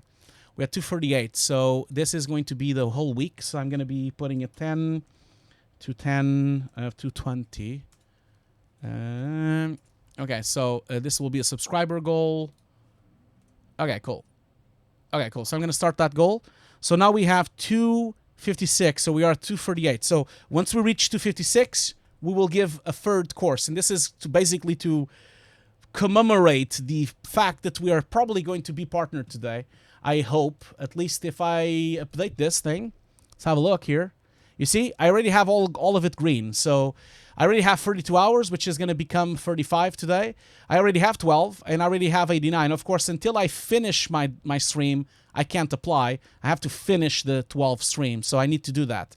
I need to apply for that as well. So I think I'm kind of done for the questions for the moment, okay? So we have more questions, but I will do the questions a bit later. For the moment, I'm going to keep the questions as it is. And let's go to the next showreel review, okay? So as I always tell everyone, don't forget that you can subscribe to my channel for free on Amazon Prime, and you can help my channel and also reach this goal as well. Let's see here. So we are going. Who's next? Next is a subscriber, I believe. Let me just go and check here. Yeah, so we have a Twitch subscriber called Cequinel VFX.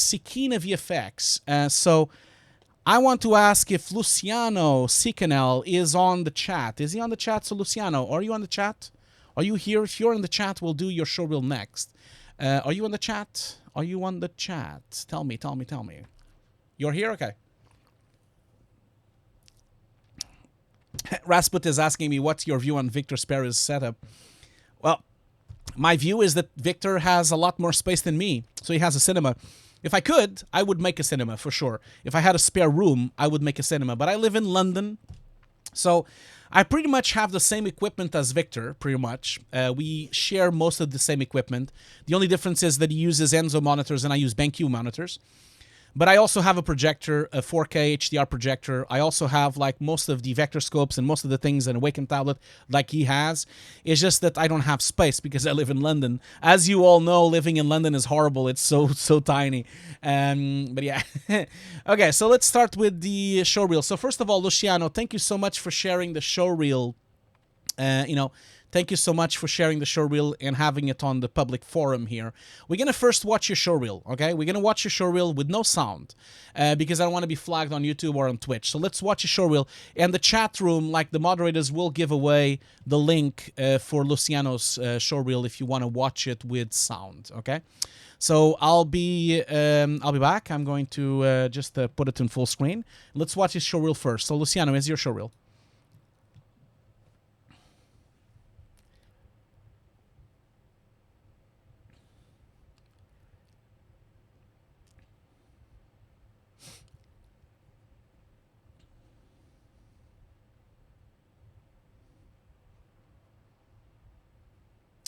For those of you joining now, we are still live. It's just that I removed the sound because I don't want to be flagged on Twitch or YouTube for the music copyright. So, and again, to be honest, like most VFX supervisors or heads of departments don't even watch the sound on showreels. So it's really not important to put sound. But so far, your showreel is pretty good. It's a bit inconsistent, though. It has a couple of good things and a couple of bad things, but it is good. It's a good showreel, but it is a little bit inconsistent. Let's continue watching it. That's nice. Damn, he had better days.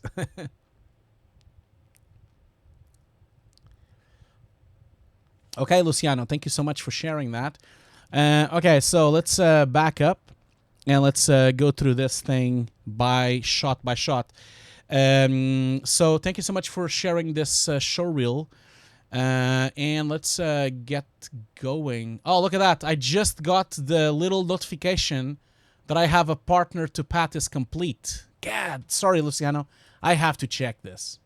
I just got a notification saying my part. Look at that. Look at that. I've completed I completed path to partnership. It says apply to become a partner today. Yes. God damn it. I hope they let me, though.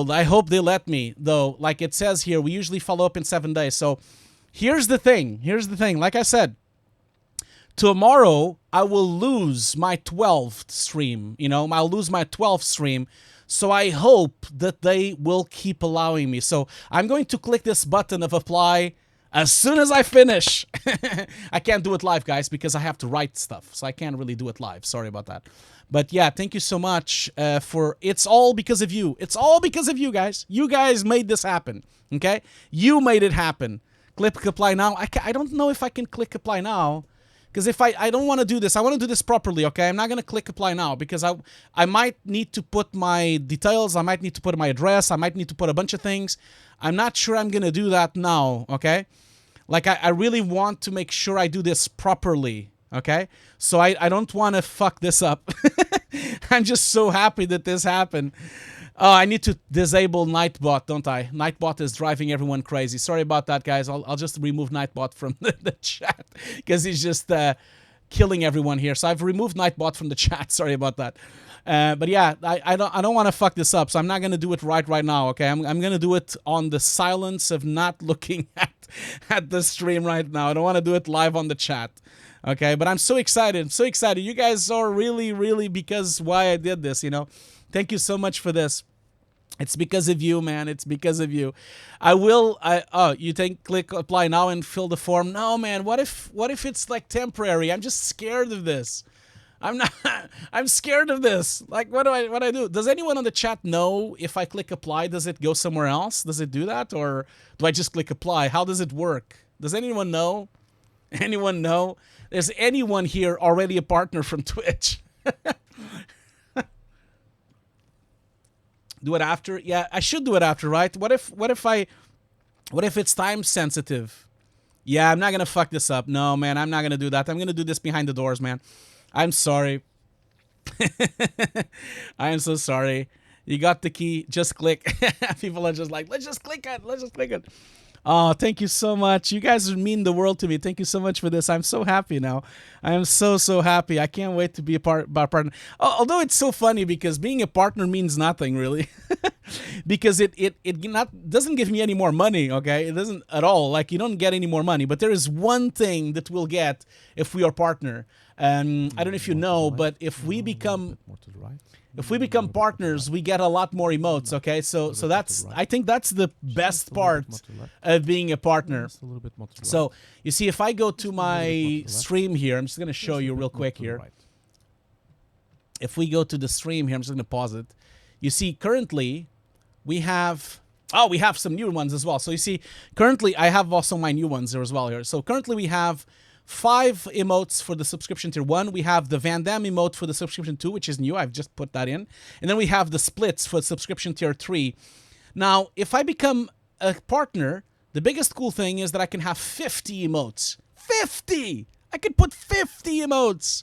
That means I can put a lot of things, okay? I can put a lot of things. I can put a lot of Van Dammes. I can put Schwarzeneggers. I can put, like, some old Nuke stuff. I can put a bunch of things. That's just all the thing.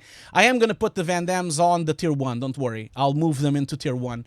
I was just, like, experimenting how this would work with the Van Dammes. So that's why I put them here, because I wasn't really expecting to be followed up. But do I have the Van Dammes here already? So I didn't know that I had them.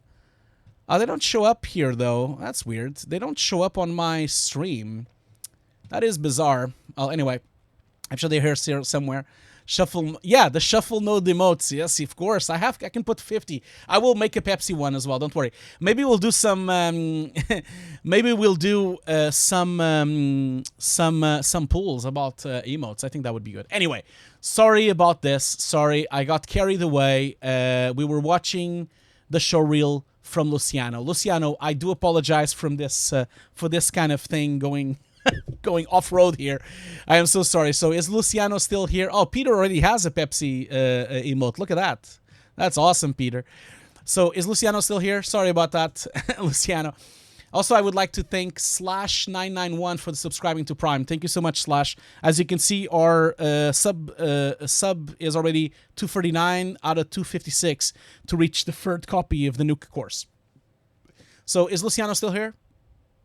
Thank you so much for the yeah. So sorry, man. I took so long because I was a bit overwhelmed by the partnership thing here. Okay, so let's keep going here. So first of all, Luciano, your first shot looks terrific. Like I only have one thing to say, which is the depth of field, but I really like your keying. And although there's a couple of things I would say, like for example, if I look at this dog here, I feel like there's no motion blur whatsoever on the dog.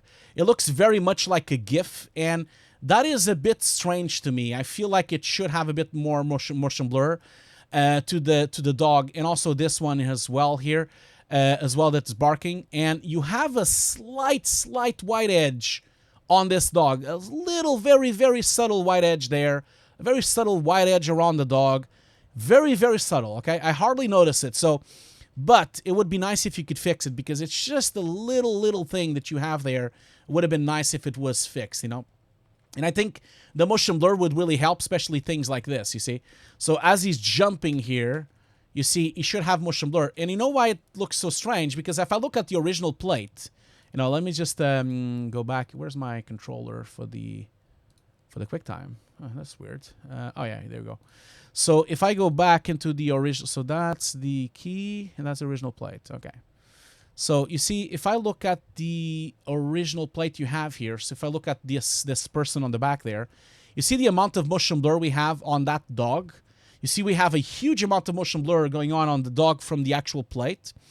And you're missing the motion blur. You know, see, for example, this front dog, as he barks, you should have a bunch of motion blur as he jumps in.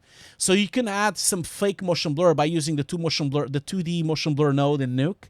And I think all of the dogs should have motion blur, especially the ones that bark and move really fast. That would be the first thing I would say. The second thing I would say is I think you have a bit of a problem with the depth of field, okay? So first of all, these tree branches that you put in on the side, they look like 2D images. They are literally very flat, both of them on the two sides. And I think there's a couple of problems. First of all, they are like 2D plates. You need to break them up, like almost like Yeah. Oh, thank you so much, Kayo. Kayo is hosting my stream. Thank you so much for hosting my stream and allowing everyone to watch my amazing GIF animation there. Thank you so much for that, man. Anyway, as I was saying, you need to break up this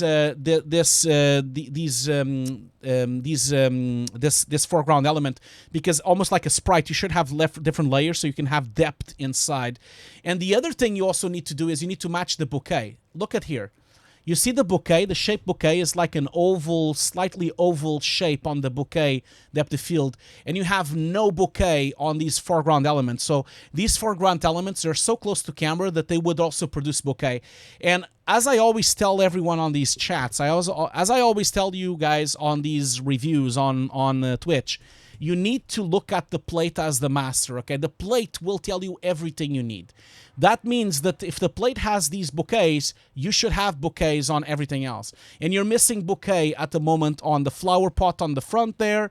You're missing bouquet on the foreground elements of the tree, and you're missing bouquet on this one on the tree as well. And they also are very 2D-ish. They need some kind of depth. And for you to have depth, you need to just put multiple ones. So for example, if you look at this one on the corner here, for example, you can just break up this layer, that layer, and maybe another layer inside. And then you can have 3 layers and always have them moving in different speeds. Because then it would look like it has depth, okay? So I think overall the shot looks great, but Luciano, the shot could look amazing if you would step it up, you know, and put those extra things. Do you know what I mean? I hope you don't mind for my very, very, you know, picky review. Do you mind? I hope you don't mind. Okay, anyway, let's move on. So that's the only thing I would say for this shot. And also, there is a bit of a strange connection here with the shadow anyway. Maybe, yes, reviews have to be picky. I'm not sure if that grass looks very realistic when you put it in. I think it was better before. You got too dark there. It's also sliding, I think. It looks like it's sliding. Is it sliding? No, it's... Okay, no, it's not sliding. Okay, cool. Oh, by the way, when you're showcasing this, could you showcase it? Like, I like the fact that you're showcasing the elements, but you have a big of a problem here because, you see, you're already telling me that you've picked the wrong element, you know? So why did you pick the wrong element? First of all, the light has nothing to do with this. Like, if you look at this shot, there's no sun anywhere. There's no light source anywhere. And then you're putting a bush that has sun directly hitting it. So we have an inconsistency between the layers. That's already the first problem. The second problem is you're showing me bad edges here already. and you don't want to showcase bad edges. You have a lot of black edges here. So I would be careful when showing layers, you know, especially here you have a lot of bad edges as well. This one has the correct sun direction, that's fine. But you don't want to show that you've done a bad key to anyone, you know. This one is also fine, but it does have a nasty, nasty black edge around it. So even in your breakdown, you have to be a bit more careful, okay? Just so try to tweak that. No, a little bit more to the right. Thank you so much. Thank you so much for the subscription. Right. Oh, Odin Legend. Odino Legend. Just Odino Legend? I guess it is. a little bit more to the Odino Legend, subscribe on Prime. Thank you so much for that, and it's helping our cause again. We are only 16 subscribers away for giving away a third license of my course. So I'm going to leave this shot for the moment. I think you had enough of things that you need to fix on this shot. And now let's move on to the next shot, which is this one. So, again, you have a bit of a problem here because you're showing me the original, and because you're showing me the original, I can kind of see that it's not matching correctly, like perfectly. So, if you look, for example, here, I don't know, although this is a client shot, so whenever it's a client shot, I'm never going to be too involved on the feedback, because is this a real production? Is this an actual real production that you've delivered? Is it from an actual TV commercial, or is this just a test that you've done? Sean Fontaine says, "Shred them, Hugo." It has nothing to do with shredding, man. It's more about giving them correct, honest feedback so that they can become better, man. It's for real. Okay, so if it is for real, I'm not really gonna say much because I know clients are very picky and they're a bit tough with those things. But by looking at your original plate, I can already see that you have a bit of a problem, you know, because you know. More to the left. Oh, God damn, Akam XP, you need to stop it, man. No, a little bit more to the right. Akam XP is now gifted another 5 subs. A little bit more to the right. Jesus Christ. Okay, so we're gonna be here forever now, listening to gift subscribers again. I might need to like remove the alerts, otherwise we're never gonna leave here. Let me just remove these alerts for the moment, okay? No. Do you still hear the alerts? I've muted the alerts. Do you still hear the alerts? Do you guys still hear the alerts? Did it work? Because I've muted the alerts. Do you still hear the alerts? Have you stopped listening to the alerts? Can the chat tell me? If you okay, great. Because I think we're all getting really crazy here. Anyway, Akam, thank you so much for the gifted 5. Akam has now broken all the records. He already gifted 35 subs to this channel. So Akam alone is already gifted more than pretty much I get on a month of subscribers. So thank you so much for this, Akam. Thank you so much for this. Don't forget, guys, though, that if you are a subscriber, if you get this gifted sub, it doesn't continue the next month, okay? So if you want to resubscribe to my channel, you have to do it manually. And if you're an Amazon Prime member, you have to resubscribe by yourself. But anyway, Akam, thank you so much for the 5 gift subs. So Akam XP has gifted subs to Indie VFX. He's also gifted to Sunny R213. Also gifted to N0D4L. And gifted to Screamy88. And also gifted to Gunact. Thank you so much, all of you. Welcome to Hugo's Desk subscriber. Don't forget that we have a Discord channel. The Discord channel is now free. It used to be just for Patreons, but now it's free for everyone because I did a vote for my Patreons, and my Patreons, we need to thank my Patreons.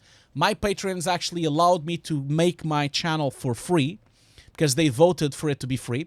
Don't forget to put the link of the Discord on the chat, Linny or one of my mods. Don't forget to put the link of my Discord. So my Discord is free. When you come to my Discord, though, don't forget, because you're a subscriber now, don't forget to link your account of Twitch, YouTube, or Patreon to your Discord. If you link the accounts, you will be able to see yourself. I'll actually show you this, because it's probably easier for me to just show you. If you link the accounts, and this is for everyone on the chat, okay? If you link the accounts, then you can see this. So you see, if I go here to my Hugo's Desk thing, you see on the side here, we actually see the color tagging. So we have yellow, we have orange for Patreons, we have for all my Patreons, then we have purple for Twitch subscribers, and we also have red for YouTube, which we don't have at the moment here, any online. But it's important for you to not forget to link your account so that you show up on the correct forum.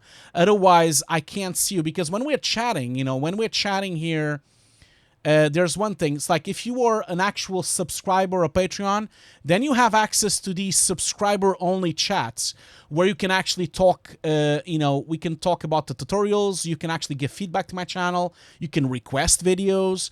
You can also vote for videos. You can give suggestions. And I will most likely look at always these questions first before anyone else, because this is only my subscribers, which is about 200 people. Everyone else is on every other place. And even on the other places, you can kind of see when we're chatting, I can kind of see if you're white, you're just a regular user. But if you have, for example, orange, I know you're a Patreon. And for example, if you have purple, I know you are a subscriber on Twitch. So I tend to prioritize the people that are asking questions if they are members or Patreons or subs. So don't forget to link your account. If you don't link your account, you'll just show up as a white user, and then I might not look at your question right away. And I just wanted you all to let you know. While I have this open, I wanted to also make sure everyone knows that today, on 8 o'clock UK time, Ludo is going to be doing a Twitch stream about the second part of his Twitch stream about his career. So he's basically going to be talking about his career as 15 years VFX supervisor. He's a CG supervisor. He's the head of CG at DNEG right now.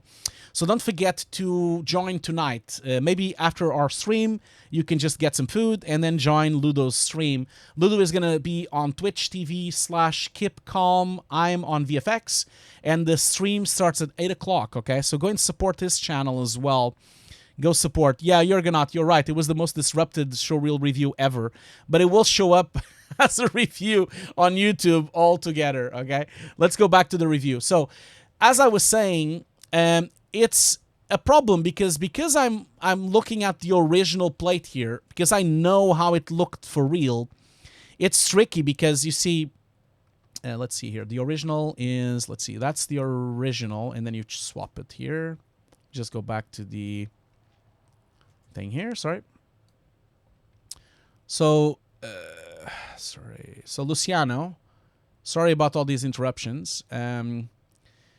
So you see, here's my problem with this. We have the real plate, which is here. And you see the real plate, as you can see, I don't know if you can see, you can't see because of my finder. I'm just going to zoom in like that. So you see the real plate has the roundness and the color. Like the roundness of the can is like this. And I know this is probably a client feedback, but you see now it's way too much round compared to the original. So from a perspective point of view, it almost looks like you've changed the lens between these two. So the original looked like a 50mm, and then your CG doesn't look like a 50mm anymore because now it's too round. Now, I don't know if this was a request from the client, but if it was the request from the client, then the client is wrong, as they are usually wrong, you know. But this is really wrong because you can't really change the perspective inside the plate because it's too much of a change. The other problem I have with this as well is that you've changed the look and feel of it as well. Like if you look at the plastic, the original plastic has a bit of a diffuse going on with some sun hitting it. And then your new one doesn't have, it's too blurred, you see. Like if I look at the original, one, we have a tendency to have a bit of sharpness, we even have some chromatic aberration going on. And then as soon as you get yours doesn't have the same chromatic aberration, and it doesn't have the same sharpness. So you see, your white doesn't match, your shadow doesn't match, it doesn't really match perfectly with the original. And this is the same thing on the bottom as well. If I look at my original, you see my shadow and my contact shadow is almost non-existent, and then your contact shadow is too strong. Like, so you're basically having too many shadows on the bottom and too many highlights on this metal bar, because the original one only had one highlight, and now we have 1, 2, 3, 4 highlights.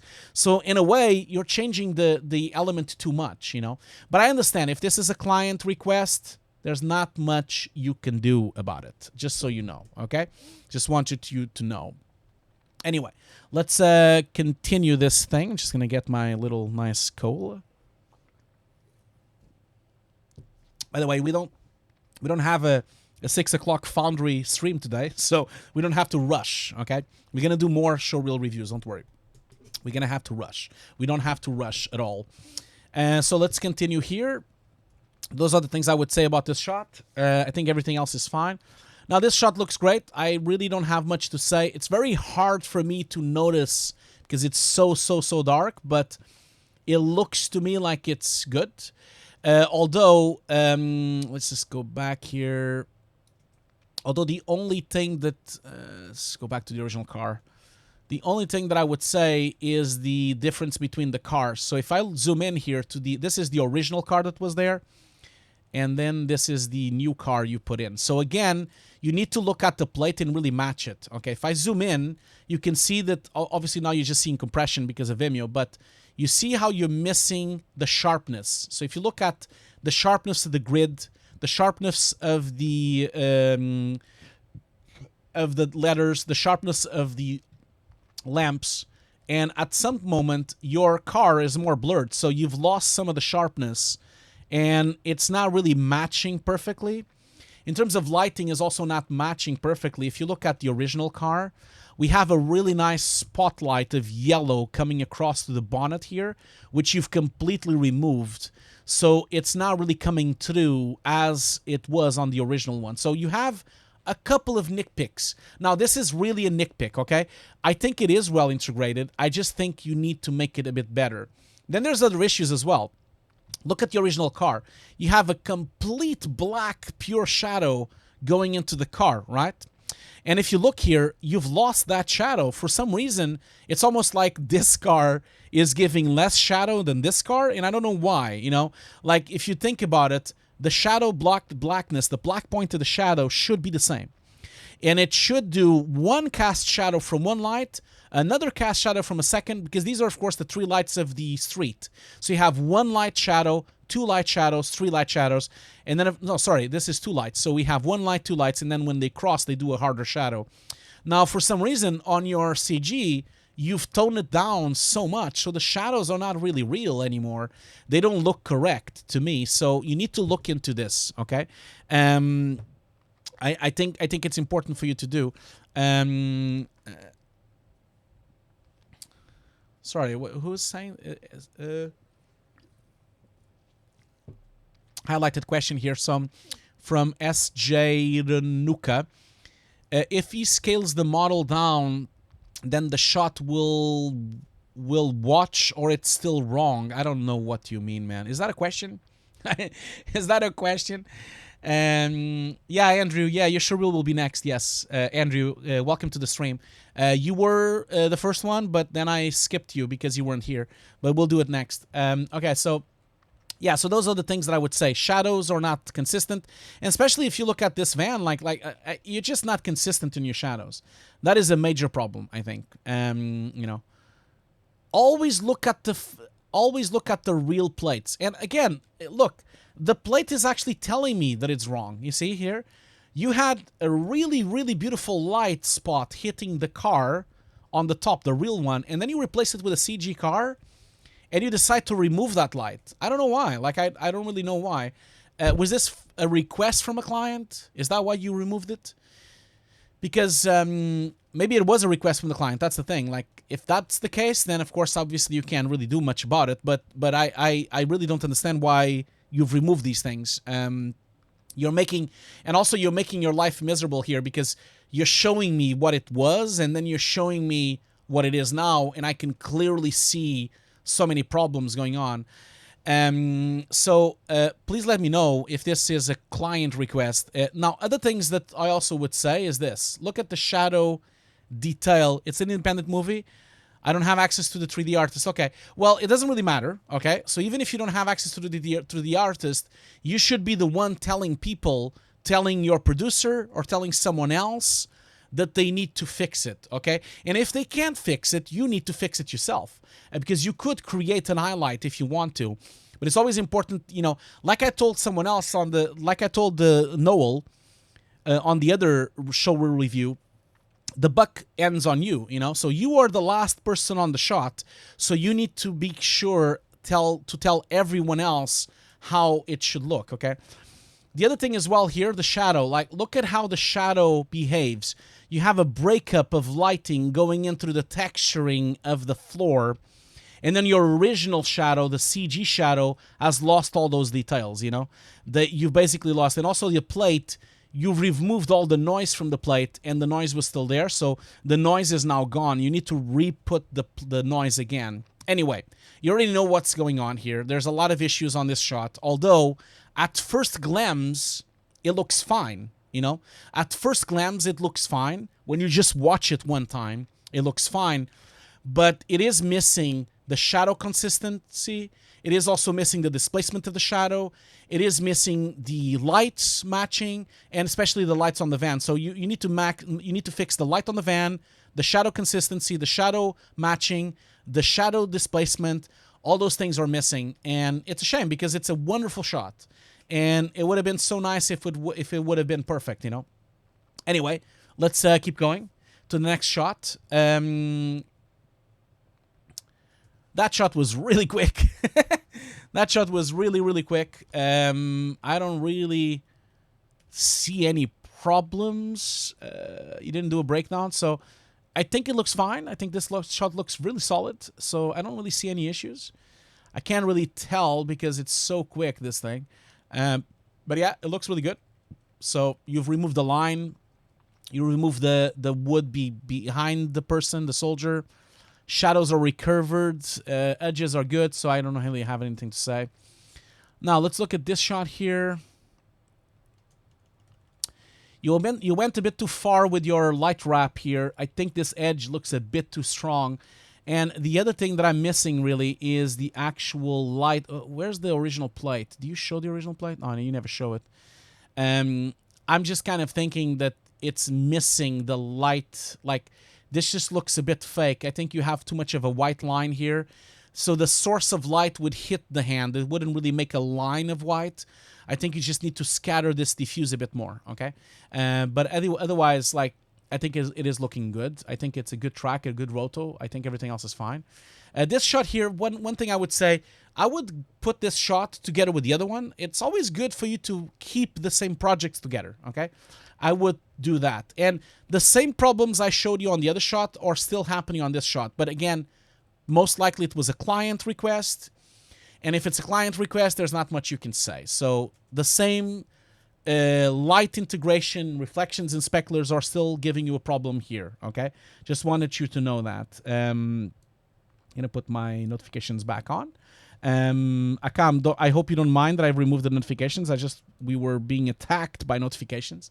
We all know you're the man, Akam. We all know. Akam XP is the man. Thank you so much for all this support, man. You are the biggest subscriber to my channel, so thank you so much for that. Let's see here. So I don't really have much to say about this. The cat looks perfect. Very good work. You don't show me a breakdown. I'm assuming you don't have a breakdown. That's a shame. It's a shame you don't have a breakdown, but it's typical. If it's a film, you know, you might never have a breakdown, but it's very good work. This shot here, it's so fast, man. It's so fast. Maybe I'm missing something, but I'm not really seeing what did you do. Sorry. What? Why are you showing two images anyway? So I'm trying to understand exactly what happens and why you're showing two of them, because I can't see any difference between them. What exactly happened here, man? Could you clarify exactly what you've done? Because I'm looking at the two of them and they look... Either the thing is so subtle that we can never see it, or I don't really understand what went on here. Could you tell me what's going on here? It's like 10 difference. I know. I mean, I'm sure there's a lot of differences, but I can't see them. You can see one? Okay. I did not see any. Oh, okay, yeah, the cleavage. Yeah, okay. So there's like a bit of paint on the breasts. Like basically the shadow here is slightly darker on the original. Is anything else besides the cleavage? Is there anything else? I can't see anything else besides the cleavage. You might want to, like one thing I would say here, the mic on the cleavage, okay. You might want to do a breakdown instead. Because it's going to be easier for you to understand that it's a breakdown. You might want to tell people that it's the breakdown, you know. Just the cleavage, okay. If it's just the cleavage, I would much prefer for you to show the shot and then do a wipe and show the cleavage removal. And then write on the bottom, maybe you can write on the bottom saying cleanup of a microphone. Because if you don't tell people what you've done, it's going to be like me. I didn't even notice because it's so subtle and so small, okay? So be careful. You need to write saying microphone cleanup, and you want to do a wipe instead, okay? You don't want to just do this. Okay, let's move on to the next shot. My God, this is dark, man. Jesus. I have to like brighten my microphone. I have to. Oh yeah. By the way, don't do this. Don't jump away. Jump away from shot to shot. I think it's better for you to keep the same projects together. Okay. I can't really know what's going on here. Is this CG? Is it what? Like you don't show me anything. So, is it the car CG? Is it something else? I mean, it looks great, but I don't even know what you've done. You might want to consider writing. Let's see here. Oh, I'm going to play it back again. Okay, you removed the things on the back there. Now I see it. So you removed the sign, and you removed some stuff on the back there. Yeah, because I can't gamma up in Nuke. You remove the stuff back there as well. Because I can't gamma up and I can't see the grain. It's very hard for me to judge, but it looks fine to me. Looks fine to me. You've replaced it with the tree, so that looks good. Yeah, I think this shot looks great. Don't really have anything to say. I hope you've done a good pipeline for the grain. So that's a good shot. But again, I would really prefer for you to write what you've done, you know, so that we know. It's much, much better if we do that. Again, cleavage microphone. Again, write what you've done and maybe do a wipe. Then in this one, it's very obvious. It looks great. I think you did a great job with the roto and with the sign. I think you did a wonderful job. This one here as well, it also looks great. I don't have much to say about it. And yeah, so Luciano, you have a really good show reel. I would just say, just to recap real quick, because I know we were interrupted so many times. I'm sorry about that. Just to recap, you're missing motion blur on the dogs to match the motion blur on the plate. You're also missing the matching bouquet. So the bouquet of the flower, the bouquet of the foreground elements are not matching the bouquet of the background elements.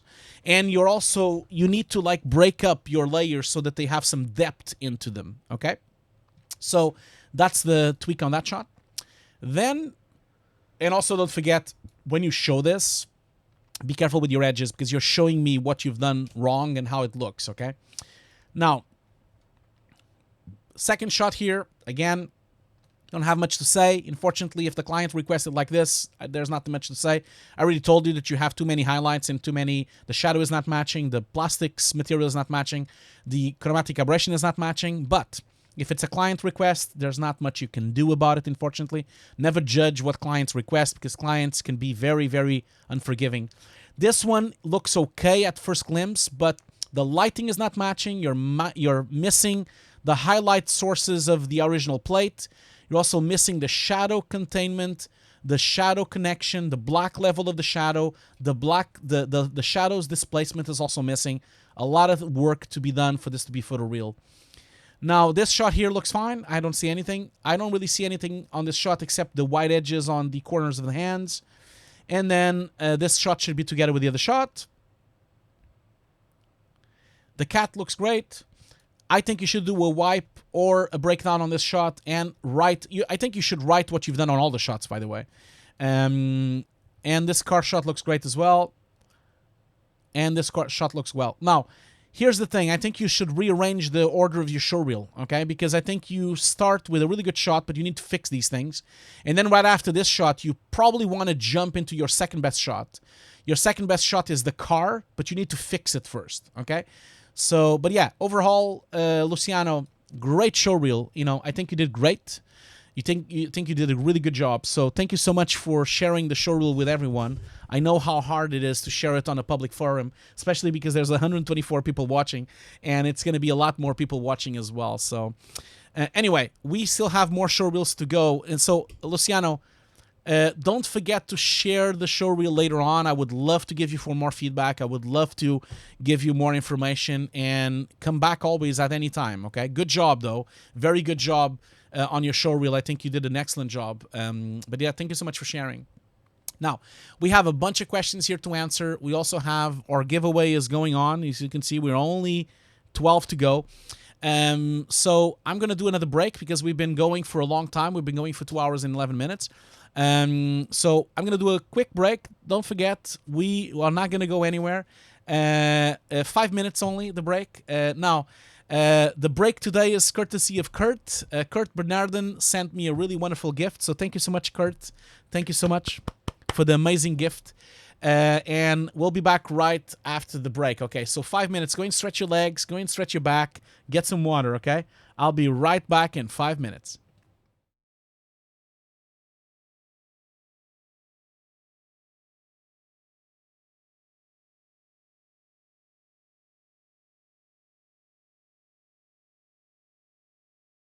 Okay, I'm back. Again, thank you so much, Kurt, for the that amazing gift, GIF animation. So we are going to answer a couple of questions before. I can see that while I was on break, Keep Calm and VFX, I'm on VFX, showed up. So thank you so much, Ludo, for showing up on my stream. Don't forget, everyone, to join his stream. As I told you before, you know, Ludo is going to be doing a stream tonight at 8 o'clock UK time. His stream is going to be on twitch.tv/keepcalm. I'm in VFX, so don't forget to join his stream. He's going to be talking about it's going to be part 2 of his amazing story as a visual effects supervisor and also head of CG at DNEG. So please join Ludo right after our stream. Right after our stream is over, don't forget, go and have some food and then join Ludo's stream and support his channel as well. So yeah. Anyway, let's answer a couple of questions before we jump into the next showreel review. And then I can't wait. As soon as I finish the stream, I'm gonna click on that button. Here it is. There's the button. I need to apply. I need to click on this button. Here's the button. Oh my God, it's so big. wait. I'm not going to do it now because I'm afraid that I might have to do things and then I might have to write things and I need to be focusing my total attention on that. Okay. So I need to do that. Oh man. People are still attacking me because of my Pepsi. I'm not gonna switch. No, I'm gonna keep with my Pepsi. I am. I'm gonna actually finish it now. Anyway, one thing I forgot to mention to everyone: if you've missed, don't forget that doing the breakdown, doing the lockdown. You know, while we are on lockdown, as I promised, I am making all my replays of my videos available for free, okay? As you know, Twitch keeps the videos online for 60 days. And so you can still watch all my compositing streams. You can still watch all my showreel reviews all the way back to last month, okay? So we have 14 videos already here. And that means you can have a look at my book club stream as well. You can have a compositing breakdowns as well. You can still review them. Because of the lockdown, I'm giving this to the community. Obviously, once the lockdown is over, I will return to normal, which was only the subscribers could watch the replays. And of course, only the Patreons can watch the replays as well. For the moment, obviously my Patreons can still watch my old replays, like all the replays, all the videos that I've done. So I made 45 streams last year. with 3 workshops. Those are only available for Patreons, not really right now, you know. But yeah, feel free to watch them here as well. Let's go. Let's do a couple of more questions and then jump for more show reels. So let's see. Where was I? Let's see here. Cequinel VFX asks, is the discount just for buying on the BenQ website, or can it be used on another authorized dealer in Brazil? I don't know that. Maybe that's a question, Cequinel, you could ask during the stream on BenQ. There will be 2 people from BenQ on the stream. They will be answering questions from the audience, so maybe ask them. I'm not sure. I'm not sure if it's only going to be for Europe or if it's going to be for the whole world. I am not entirely sure, so maybe ask them during the stream. I have another question here, a question from Aziz Burak. He asks, Hugo, is your Wacom medium size? Yes, my Wacom tablet is medium size. Yes, it is. That's the one I use. I don't really like to use a big one because I don't want to feel like I'm a truck driver. You know, if it's too big, I feel like I'm a truck driver moving around the wheel. This is the Wacom tablet I have. It's the Intuos Pro. This is the, sorry, is this the medium or is it large? I think it's the medium. It doesn't really say anymore. They used to say if it's the medium. I think it's the medium. At least I don't like it when it's too big. It's about 17 inches big. So that's the one I use. Let's see here. Have you heard of NASA Datanauts to work with? I have never heard of that. What is that? So this is a question from Octagon. He's asking, have you heard of NASA Datanauts? I have no idea what that is. Sorry. Maybe you can tell me what that is. I have no idea what that is. Okay. Move on to the next question. So Macalaby, Macalaby is asking when will you receive the course. So Macalaby, you will receive an email next week. Don't worry, okay? So I just wanted to let you know. Just want to let you know that you will receive it next week, and the same goes for the winner for this week as well. You will receive an email from my producer Bjorn. Okay. Let's see here. So Olo, your names are just crazy. Olo Nurkan, I guess. I'm currently working in 2 of Netflix TV shows, but I'm not able to create a breakdown of shots. Is it okay to show just the shots and write whatever I've done? Yes, it is. Usually, you need to wait for the show to be out, okay? So you first have to ask permission to them if you can show it in your showreel. That's the thing. You need to ask permission to the company you've worked for because the company might not be allowed to show the work, okay? So you need to first ask the company if you're allowed. Then you can ask the company if... Macalaby, don't worry, Macalaby, because the course hasn't started yet, okay? So it hasn't started yet. The course will start next week, don't worry. So you need to ask your supervisor, you need to ask the company if they have permission, and then they will ask Netflix. If you have the lucky to have breakdowns, then you can put the breakdown. If they don't have any breakdowns, then you won't be able to do it. So there might be a chance that they might not allow you to show it. So sometimes they have special deals with companies. They might not be allowed to show it. So you need to ask permission.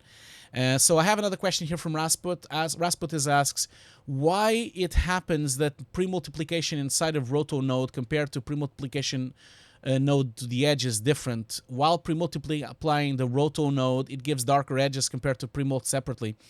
Well, it might be, if it's giving you, it shouldn't give you dark edges. If it's giving you dark edges, it might be that maybe you have a double multiplication going on somewhere. Maybe you have double multiplication. Maybe look into that.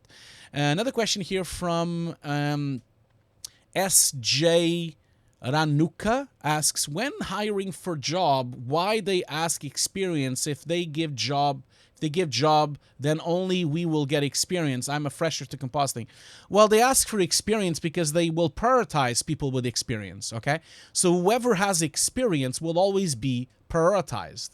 And that's why they ask for experience. If they don't get anyone with experience, then they will, of course, start picking people that have good showreels. But obviously, someone that already has work will always count more. Now, please keep in mind that having experience doesn't mean that you have a job, okay? You could have experience by other ways. For example, you could have experience by becoming an intern, or you could be a runner on a company. So if you become an intern or a runner, you're still getting experience. Although you're not getting paid, you're getting experience. That's the payment, you know. So maybe if you don't have any experience, maybe try to become a runner or or maybe an intern. Now, I know, for example, Framestore is currently having a contest for internships. Maybe someone can put it on the chat. I know that I saw that the other day, that Framestore is actually doing that. You know, they've done that. So maybe someone on the chat can put that link in the description. Because I saw that somewhere, and I can't remember where that I saw it. I can't remember. Anyway, I also saw that Sajel's CG Rockstar just opened a Discord channel. So CG Rockstar, if you wanna share the Discord on your channel on this stream, just go for it, man. Oh yeah, I can see like Loctolin has just posted. So that is the link Loctolin just posted. That is the internship launch patch that they have. They have like a competition for an internship. So maybe look into that. I'm gonna open it on the chat here so you guys can see it. So you can see what I mean, what they've done here. So that's the thing here. So they have a thing called Launchpad Internship, and basically Framestore is offering, it's a competition for internship in London for 8 weeks, and there's also internships in Montreal, New York, Chicago, Los Angeles as well. So maybe look into that. Linny has posted the link on the chat as well here. So maybe look into that. Yeah, they've canceled, but they still have... Oh, did they cancel this? Did they actually cancel this? I thought they still had it. Okay, well, you guys can go and read it. I'm sure. So yeah, CG Rockstar, don't forget to share your Discord if you are ready to share your Discord, okay? I don't know if you are, but if you are ready to share your Discord, I have already joined, so I'm already there. So please feel free. If you're not ready yet, maybe you share it later. But yeah, you're still setting up. That's fine. You can still set up. But yeah, join CG Rockstar's thing as well here. Let's go back to the questions here. So other questions here. Let's see. So as Shape is asking, is the course only available to purchase up until a certain point? Yeah, usually I will only allow to a certain point. The reason I do that is because this is not just a tutorial online you watch, okay? This is a course, because we have the teachers available on Discord for answering questions, and we have phone calls with the students, and we have a Discord channel live. So that means that we need to have a schedule, okay? So the classes drop every week, and we have a schedule.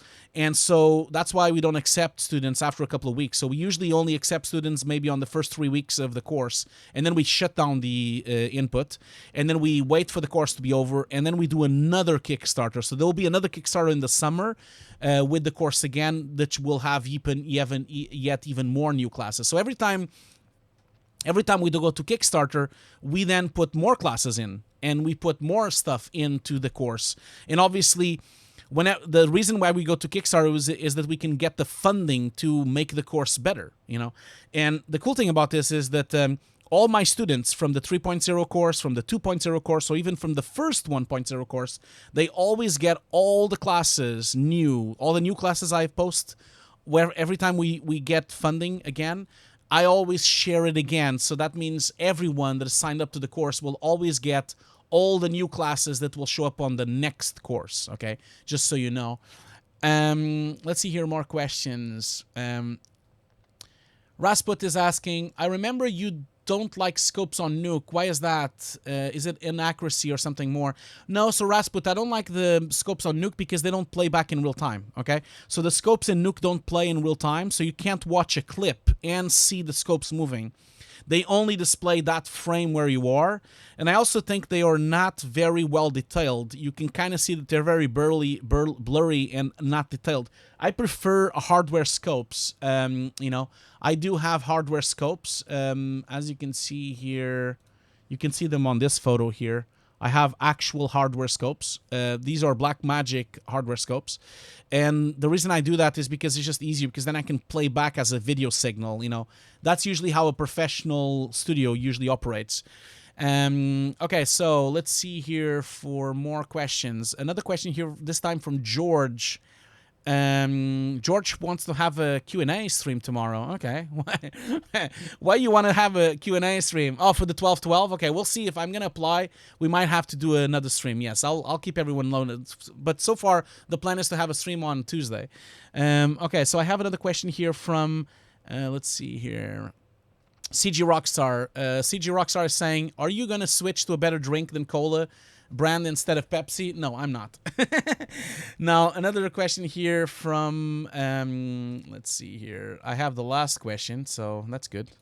At least this time I've reached all the questions. We're always so rushed in time, we never have the time to do all of them.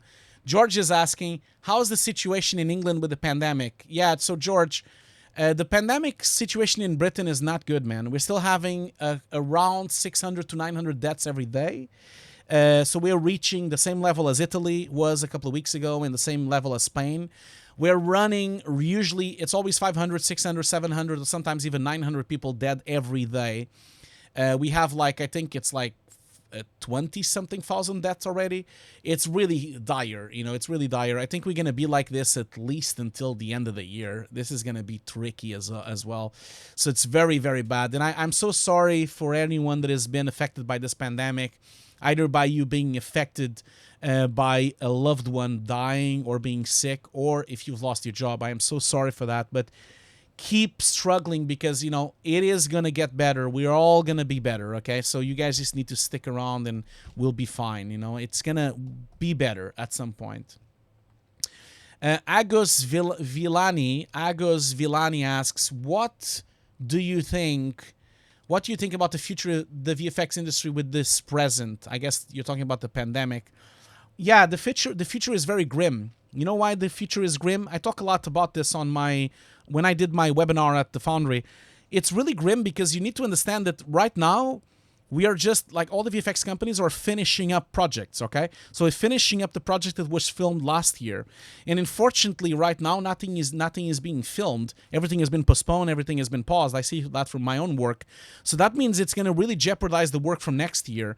So because nothing is being filmed right now, usually something is filmed and then a couple of months later, it drops into post-production.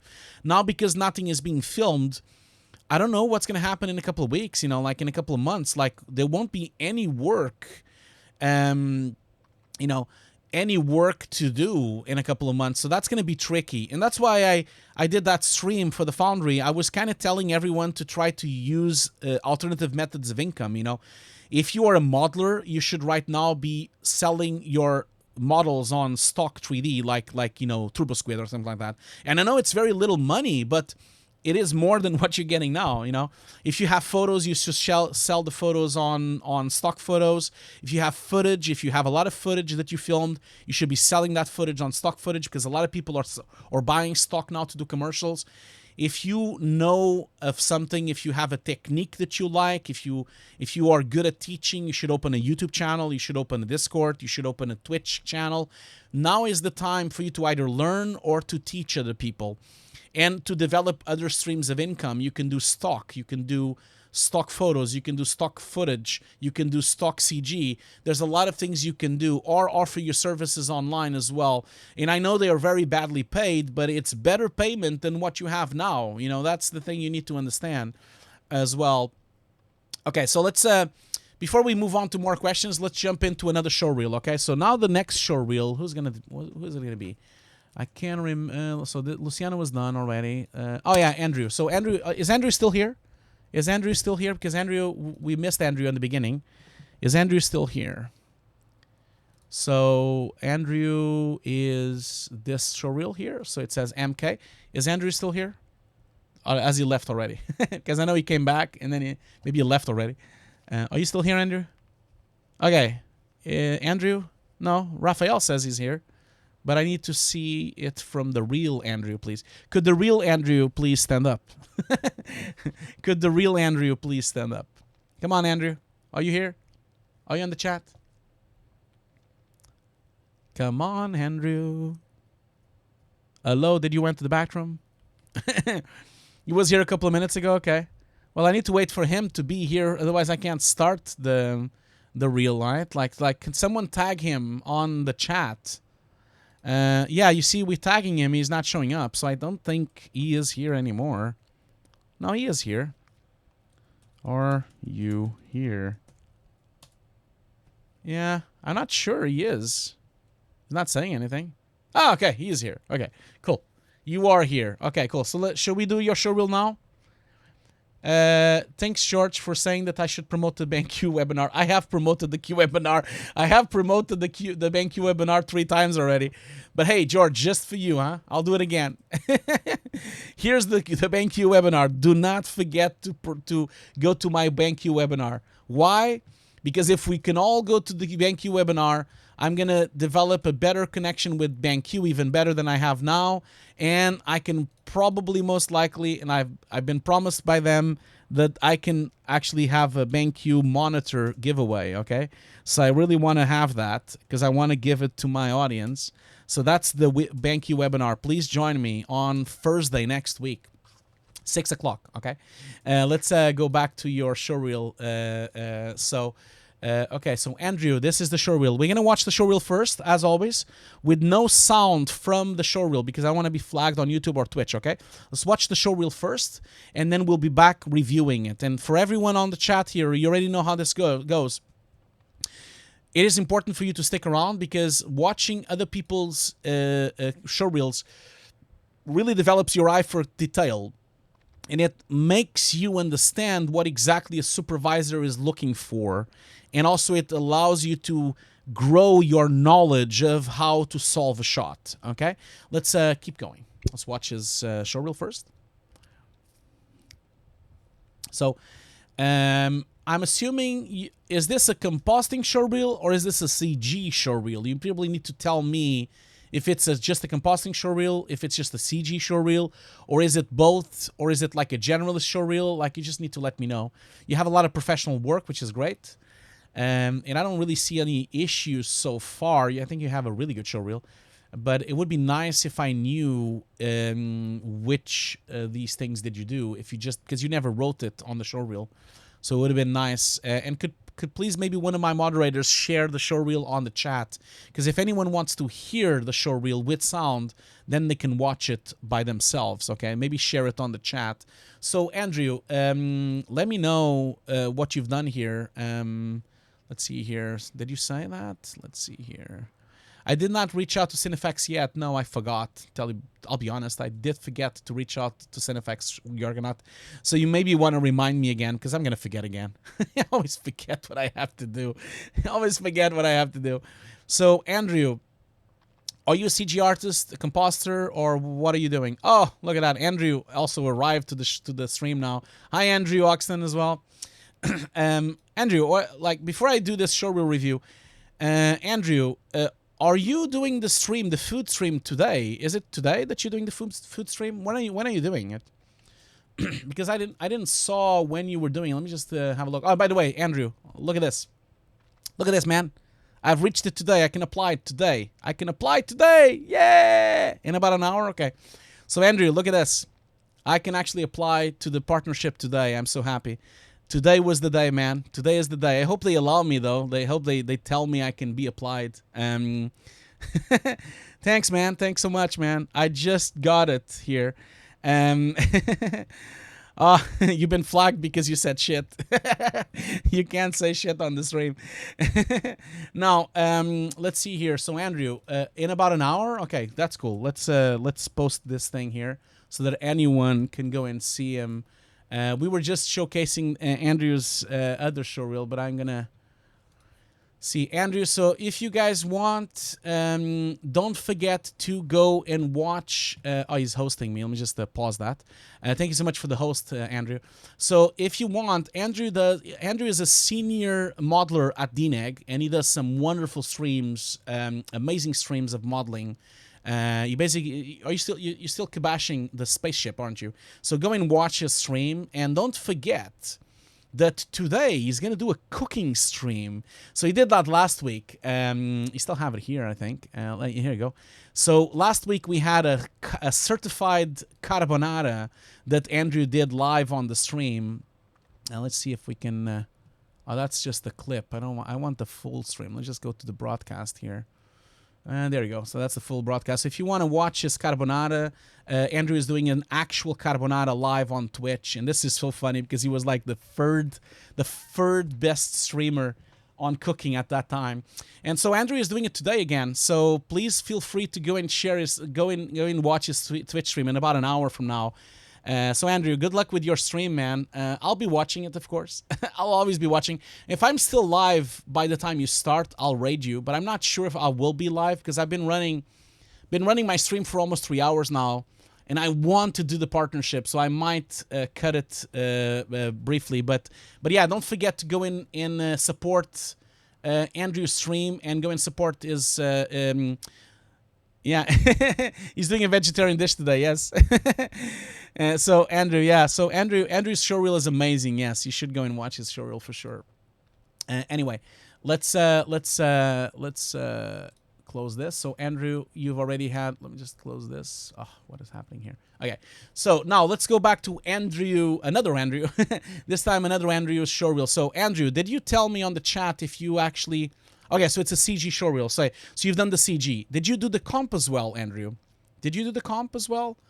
You're a generalist. Okay, so you also did the CG then? No, I'm not too kind, Andrew. I'm fine. It's so funny that I'm now reviewing a showreel from Andrew, but I'm also talking with Andrew as well on Twitch. So, Andrew, for the showreel, did you do the comp as well on this? So I don't really have much to say about this. I think it's a really strong showreel. It's just a bit of a shame that I don't have breakdowns. That would have been nice if I had some breakdowns. You've done everything? Okay. So that's the only thing I would say. You know, I think your first shot, this is all commercial work. So again, like I always tell everyone, it's very tricky for me to give feedback to commercial work. Why? Because commercial work has the client feedback, okay?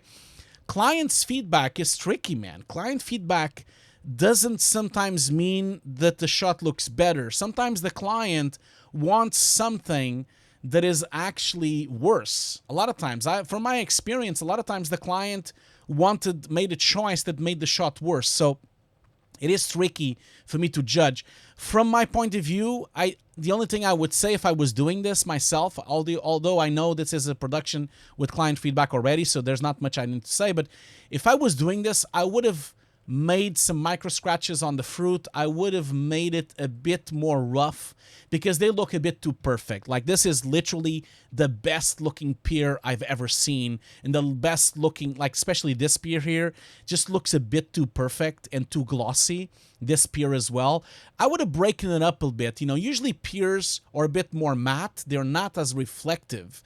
Usually an apple is more reflective than a pear.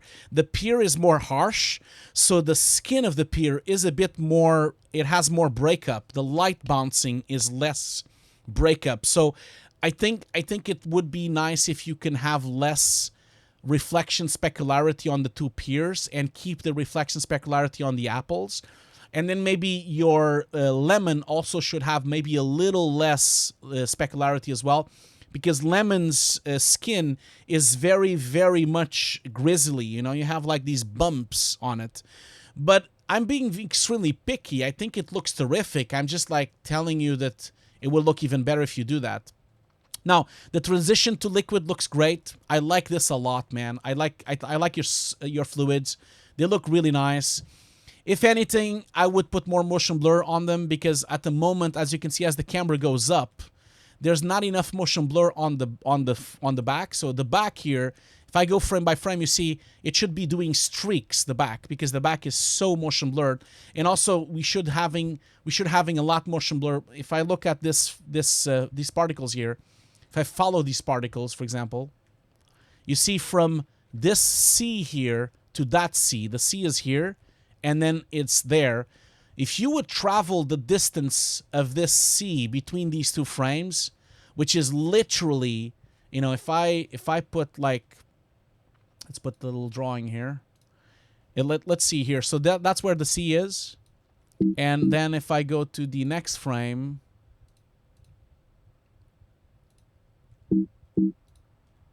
the sea is now here. So you see, no, sorry, is that correct? Yeah, it is. So you see the distance is humongous. You know, we have like almost 100 pixels here of distance. So if this would have been like a real shot, you would have had a lot of streaks on motion blur, not only on the seas, but also on the particles, on the simulation, and especially the background would have had streaks of motion blur. I think that's missing, and that's why the shot looks a bit jerky, you know.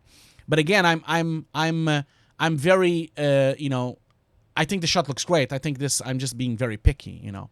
But it's very difficult for you to do a breakdown because obviously this is production stuff. I understand that, but it's a very good particle system. I just think the motion blur, especially on the back, look at this. Look at how less motion blur you have. You're jumping from shot to shot without any motion blur almost. So you need to like look into that for it to look really cool in photoreal, you know. But yeah, they look great. Bottles also look great. I mean, if I was doing this again, this is feedback from me as a director, not feedback from the client. If I was doing this, I would have pinged a bit more the highlights on the bottles and actually have the interior a bit more bright, because I just feel like the background is not really matching the interior. See, if you look at the interior, I see a lot of whites, but there's no whites on the background. So I feel like your background is really not matching your refraction, which is a shame. But again, clients are clients, man, and I'm sure they loved it. So then on this shot here, in terms of integration, I don't know if it's supposed to just look very cartoonish or if it's supposed to be more real. But if it is supposed to be photoreal, it's really not looking photoreal in terms of integration. I think you're missing the contact shadows are not really well made. Like the depth of field is not really matching the floor's depth of field and the sharpness as well. But again, it's a very cartoonish figure, so I don't really have much to say. This shot looks great. I think this shot looks terrific. If anything, I like the fact that you actually have the glow highlight the rain. I think that's a really good point here, you know. I think that would really help. That really helped the showreel. The rain. It really helped the rain. So I like that a lot. If anything, if you had a glow here, though, I would say that it would have made it a bit.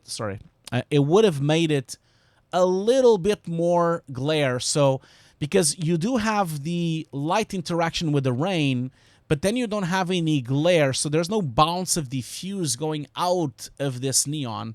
Usually neon has a little bit more diffuse, and it would literally lit up the highlight here. So you would pick up a bit of green on the highlight here, and you would definitely pick up the green on the floor. So there's no green on this floor and rock, like basically on the ceiling of the room, of the ceiling. And I think it's a missed opportunity, but it looks terrific. I'm just being very, very picky. It's very, very good work. Just one thing I just noticed here. Yeah, your lightning bolts look very weak to me, though. I think you need to yeah. So you see that this doesn't really work this way. You know, like when lightning bolts hit, they don't look so grayed out. They look a bit more powerful. And if you had a lightning bolt here, I know you've done the interaction with the city, but you would have picked up some shadows on this environment as well. It would have picked up some shadows on the actual rooftop, and it would have picked up shadows, highlighted shadows on this tower, and highlighted shadows on the buildings on the back there. I think you're missing a couple of tricks here with the lightning. And also the lightning is too gray. It should be more bright when it hits, you know. But again, I'm nitpicking, really. I think you did a great job. It just needs a little extra thing. Now, this shot here looks terrific. Don't really have much to say. I think you did a great job with the integration. It looks really nice. You know, that doesn't really... I can't really see any problems. Great work. These shots are full CG animations. I mean, I don't really like the style of the animation, you know, and the style of the look of the modeling. But I don't really have much to say. This is a client work. I mean, I'm sure you were directed to do this, you know. There's not much you can say. So I think you did good. You did a good job with the modeling. You did a good job with the particles. There's not much to say. This shot here looks cool as well. I like the fact that you did some really good comping with the hands. I like the fact that they're all here. It's a shame. I mean, if you think about it, it's a shame that the cloth is not really affecting as it should. Like, I know that's really difficult. You would have had to do full CG here. But you see, if these arms were really, really attached to his body, then as he moves the arms up, the cloth would also attach to this cloth. That means the jumper would move back because it would have been pulled by the other arms. So that's the only thing, because you see, when you look at my arms here, if I go up, you see my shirt moves up as well, right? And I know the front arms don't move, but if the back arms would move, the shirt would also be pulled a little bit because it's all one single thing. It's all attached to one single thing. So that's the only thing I would say, is that the shirt should be more attached. But that would be very tricky, man. That's really difficult because you would have had to do a cloth simulation for this. The other thing as well is that you have a slight boiling on your edges. I can kind of see it boiling after a while. There's a bunch of problems going on this edge. It's very, very subtle, but you do have like a connection problem here. You have like a little hole on the connection, and it's boiling this edge as well. So, but I think you did really, really good job. I think the shot looks terrific, and I'm being very, very nitpicking. Now, the other thing as well that I just noticed is your motion blur. So if you look at the hand here, this is really not... Oh, sorry, I'm not showing it. Sorry about that. I just didn't show it. Sorry. So I was talking about this edge here. So there's like a little connection edge that is failing here. And then there's like a bit of boiling on the edges on this corner here as well. Now, the other thing I would say is the edges of the hand. So if I go in here and go frame by frame... Where's the edge hand? Sorry about that. So I'm just going to zoom out a bit here. See, this is all looking good. But as soon as the hand retracted, like if you retract the hand, you have a bit of a problem because you're basically not affecting the motion blur. The edges are too sharp for the motion blur. So you see the hand is really motion blurred, but then the edges are a cutaway. So what you need to do is you need to actually edge extend these edges to remove these white edges, and then you need to apply a secondary motion blur on top, okay? So that you get some motion blur coming from these fingers, especially from this finger, from that finger, and from that finger. You're missing some of the motion blur, but it's looking good. Again, I'm nitpicking, and the faster the hand goes, the worse it gets in terms of motion blur. Now, let's see here. This shot here, again, it's not really well integrated, you know, especially if you look at the blurriness of the girls, and the motion blur on the girls is not matching your CG. I know this is a really stylized comp, but again, the amount of motion blur that they have, look at this. They're just a blur and a streak. Look at this hand. It's just a streak. And then you don't have enough motion blur on your characters. They don't match the same motion blur. And also the depth of field. Look at the legs of the girls. They are so blurred. And then look at the legs of the CG. They're not as blurred. So they are living on the same plane in terms of depth of field. So I think it's missing a dot there, especially the one on the back there. This figure is too sharp. Like the legs are too sharp, the shoes are too sharp. They're not matching the same depth of field and blurriness of the two girls on the right side. You just have to match them, okay? Loctolini, thank you so much for moderating my chat. Thank you so much. I'll do that before you even leave. Like, thank you so much to my moderators, by the way. Thank you so much to Loctolin. Thank you so much to CG Rockstar. And thank you so much to George as well for moderating my chat. Thank you so much. We're going to wrap up the stream soon, but thank you so much for being here. Again, you are amazing. And don't forget that one of my moderators, CG Rockstar, does have a Twitch stream as well. He's doing some amazing streams as well. So, Sajels, don't forget to post your stream link on the chat here as well. Okay, don't forget to do that because I know Sajels is doing an amazing project. He's doing a simulation with a car braking. So you should definitely go and watch him. He's just started, you know. He's just started. I lost my links though. Like, sorry, I need to like open up a new window here with Twitch. I closed my Twitch, my links. So I'm just gonna open my Twitch account here and go to CG Rockstar, so we can kind of like shout out properly. So CG Rockstar is basically doing some streams. I'm gonna just pause this. He's hosting. Thank you so much for the host as well. Thank you so much. So CG Rockstar, you can post, yeah, if you follow this link, CG Rockstar is actually doing a workshop in 3D. So he's basically doing a simulation of a car accident, and he's doing the whole thing from scratch, you know, from the concept art all the way until the end of rendering. And then we're going to comp it as well at the end. So again, follow him as well. Going back to the show reel here from Andrew, let's go back. So this shot has a couple of problems, as you can see, Andrew. Same happens on these shots. Just look at this. Like, even on this frame, you can clearly see the depth of field and blurriness of the girl is not matching the depth of field and blurriness of your creature. Sorry, creature. But I think, again, clients are clients. They probably asked you not to blur it so much. I understand how this goes, you know. They probably didn't let you do it, so it's fine. I don't think you have much you can do about it. Now, this one with the van, I like this a lot. I think this looks great. I like your displacement. There are a couple of problems here, which I don't know if they're from Vimeo, but is this from Vimeo compression, or is this from your comp as well? So there's like a lot of problems here. Is that, Andrew, is that from Vimeo, or is that actually on your comp? Let me know, you know, if that's the case. If it's in your comp, you need to fix it. There's a bunch of lines there and a bunch of problems going on there. Let me know. You still here, Andrew? Is he still here? Is Andrew still here? Is Andrew here? I don't think he is. I think he's left. Or maybe, I don't know. Has he left? Yeah, I think he's left. Okay. Well, Andrew, let me know if these problems with your image are coming from the comp or not. Yeah, let me know that later.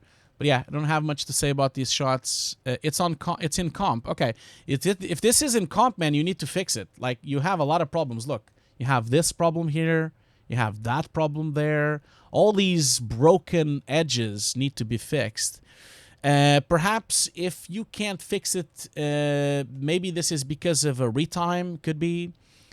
It could be fixed by a very simple cleanup by just using a really simple brush with a blur. You can probably fix that. Oh, thank you so much, Mostafa Arf, for the follow. Thank you so much for that, for putting my Van Damme dancer there. So yeah, so maybe you need to fix that, I would say. This one looks great. I like this one a lot, but the only thing is the smoke. I like a lot your comp there. That's really terrific. I like this a lot. Like the finger. Although you do have a green spill problem on the finger, so that I can still see the green on the finger. So you need to kind of fix that. But I like a lot this comp that you've done with the wheel. But the problem you have, though, is the smoke. Like, the smoke doesn't look real at all. This smoke is too thick and it's too bubbly. It needs to be a better looking smoke, and also it's too blurred matching. And also you get the smoke on the wrong place. Like, you see, the wheels turn here, but the smoke is going on the front. So the smoke actually is offset, should be offset a bit to the side. And then it's just too bubbly. It needs to be, basically be a little bit more scattered, the smoke, and a little bit more transparent for it to look really photoreal. Okay, that would be what I would say. And then I go back here, so the rest looks fine. Did I saw something here? No. There's something wrong here, though. What is going on here? Huh. Yeah, this is wrong. You see here? You have, like, still a leftover of the red of the car in the pillar. And so you see, that's because it used to be red there, and then when you put the wheel, you didn't clean up that. So you need to clean up that little piece of red there, that little piece of red there. That happens throughout the shot. Just be careful with these kind of things, you know. It's just a very subtle thing, but it would look much better if you fixed it. Now, on this shot here, the motion blur is the missing thing. So if you look at the way the car is moving, so you have quite a lot of motion blur going on the car.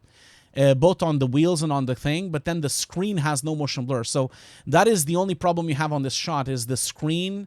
The graphics on the screen need some motion blur for them to work well. And I also would not make them this bright. Like, if you think about it, the white point is a bit off. Like, this white is too strong. because this is an outside shot, right? So if you are outside, if you're like on the daytime, the whites would never be this bright, especially if you had sun hitting the screen. It would never be this bright. The whitest thing you have on the scene is this reflection here with the sun, and you see your text is whiter than that, and you shouldn't really have. So you're missing the black point and the white point there, and the motion blur. And the motion blur keeps carrying on a problem on this shot as well. You also have a lot of integration problems here. You can kind of see that the smoke... sorry, I've scrolled too much. I like the fact that you've put the dirt and the smoke coming in front, but then for some reason, again, you have all these artifacts again. So you have like artifacts going on here, artifacts going on here. I'm not sure where these artifacts are coming from, but you have a lot of artifacting going on. This might be because of a retime, like a rogue retime, so you need to be careful with that. You have a lot of artifacting. Now, this shot here belongs to the other production. I would advise you to put the productions together, but I have nothing to say. These shots are just like, you know, full CG shots. I would also put this shot together with the other one. I think you have a couple of problems with this shot as well. Like first of all, you know, I think your lightning bolts don't really showcase. They're not well integrated. The lightning bolts are integrated. The problem I have is that if you had a light source here, you should see the sharp shadows going on the floor. So that means you should have had a shadow going on this structure. The structure should have had a really strong shadow on the floor because of the lightning bolts. That's the thing that I'm missing the most. And I like your sparks, but I think your sparks and smoke could be better integrated, because your smoke happens before the sparking. So you see the lightning appears, it hits the thing, then it heats up, right? And then the smoke should show up. The smoke is showing up too early, I think, for the moment that it's actually hitting the surface. But again, I'm sure clients had a lot of opinions about this. So then this shot here, again, same issues as before, depth of field and integration. Now this shot has a couple of other problems as well. The black point is wrong. So you see, if you look at the black area on the girl, on the two kids here, the black point there, the black point here, the black point on the shoes don't match the black point. So your CG character is too black. It has too much black point compared to the other characters. So I think you're missing the integration there. Then in here, you're missing the motion blur. There's no motion blur on the CG, and it would have been nice if it had motion blur.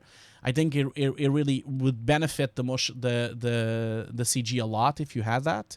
It would have been nice if you could see that. Then this shot here, this one actually has the motion blur on the hand, which is nice. That's really nice.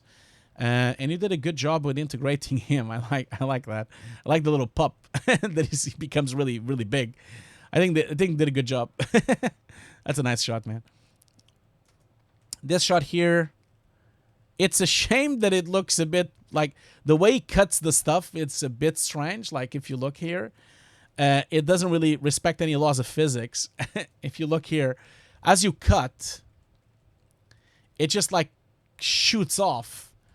And I don't know, man. I feel it's a bit weird. But I understand, like, again, a client thing, but it looks cool. It's pretty funny, actually. This one looks terrific. I think your integration is great. I have nothing to say. This one has the same problems as before, you know. You already know the problems. This shot should be together with the other shot, I think. Again, nothing much to say. And the same with these shots. I think you should put the shots together as well, because they're all the same project as well. So I do think you should have put them as one project. I'm not sure why you have having so much blur, but I understand it's the effect. But again, looks good. Motion blur looks good. It's still, I can kind of see a little bit of the green spill as well, but everything else is fine.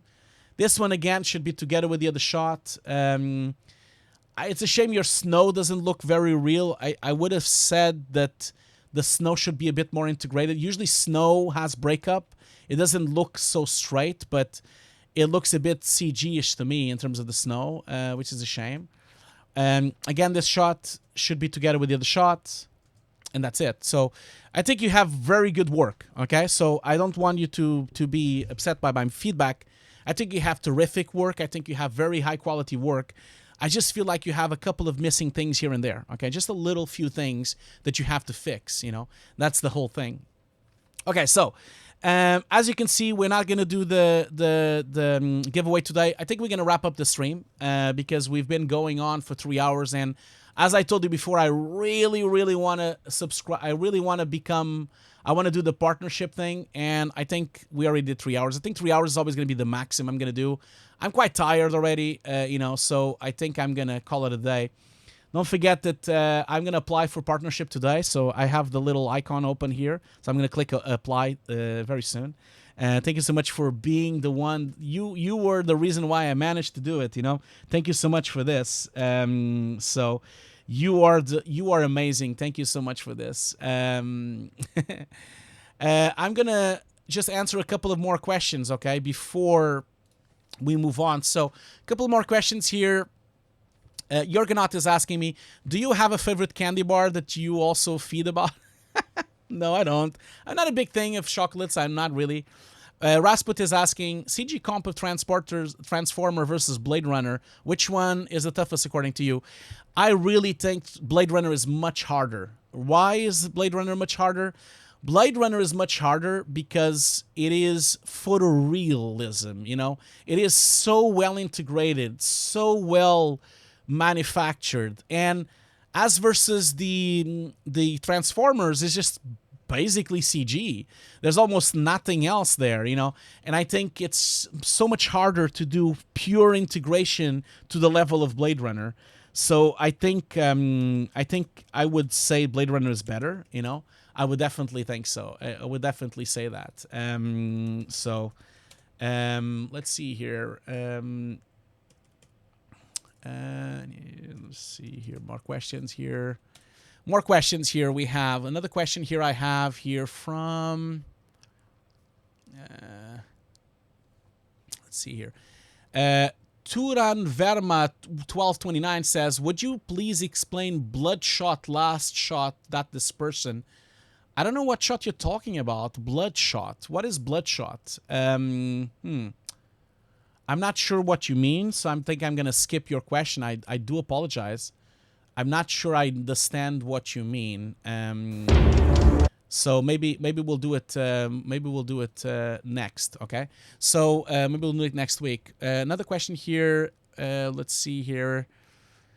Glog Zantar asks, is the animation industry also impacted by the current pandemic since you don't really need real footage? Yeah, the animation industry is still impacted. It's impacted because of NDAs, because some clients don't want you to be working from home, and also the pipeline. It's harder because you have to do it remotely. So the pipeline is truly affected by the pandemic for sure. Okay, so I'm gonna leave you to it. One thing that I would just let you know is I'm gonna do a little bit of publicity here to my wife's channel. So if you want to learn how to cook better vegetarian food, my wife has a new channel. So I'm gonna share it here with you. The channel is called Garlic Greens and Companies. We just started. I'm helping her with the filming, editing, and grading. We already have 5 recipes. The last recipe we've actually published was the tofu burger and also a vegetarian pizza. So please support my wife's channel and also support it's my channel as well. This is the wrong one. So I'm helping her, and I'm sure if anyone here is a veggie or a vegan food channel, let's see here. So support my wife's channel. I'm just gonna make sure I put the link here correct. So go and support her and go and watch it if you're a vegetarian or not. Even if you're not vegetarian, you can always try it anyway. It is very healthy, so it is always good to try it. Okay, so let's do the last question then. Last question. Let's see here. Oh yeah, don't have any more questions. Look at that. It's done. So guys, thank you so much for being here. I'm going to apply to partnership. Don't forget, today at 8 o'clock in the evening, Mr. Ludo is going to be on Twitch talking about his career. Okay, so don't forget about him. So thank you so much for being here. I can't believe I'm going to finally apply for partnership. Thank you so much for this. You guys are amazing. So and also don't forget to check Andrew's stream with food. Andrew is going to be streaming in about half an hour, I guess. So Andrew, are you already streaming? You're not streaming yet, are you? Are you already streaming your food plate, or when are you going to stream your food? Tell me, Andrew. Are you going to do it soon? Emily's not here anymore. Oh, yeah, okay. Oh, thank you so much. Thank you so much for the application. Yeah, Andrew, are you going to do it soon? Okay, in 45 minutes. Okay, cool. So all you guys all need to either go and see Andrew's stream doing some food or Ludo's stream doing some visual effects. So I'm going to leave you with a trailer of a really bad film again. And thank you so much for being here. I love you all. Don't forget, next week, Tuesday, we do more Showreel Reviews. Thursday, we do Compositing. Okay? So Tuesday, Showreel Reviews, Compositing on Compositing on Thursday. Okay? Thank you so much for everything. Okay? Bye-bye, everyone. Bye-bye. Bye-bye. Love you all, man. Love you all.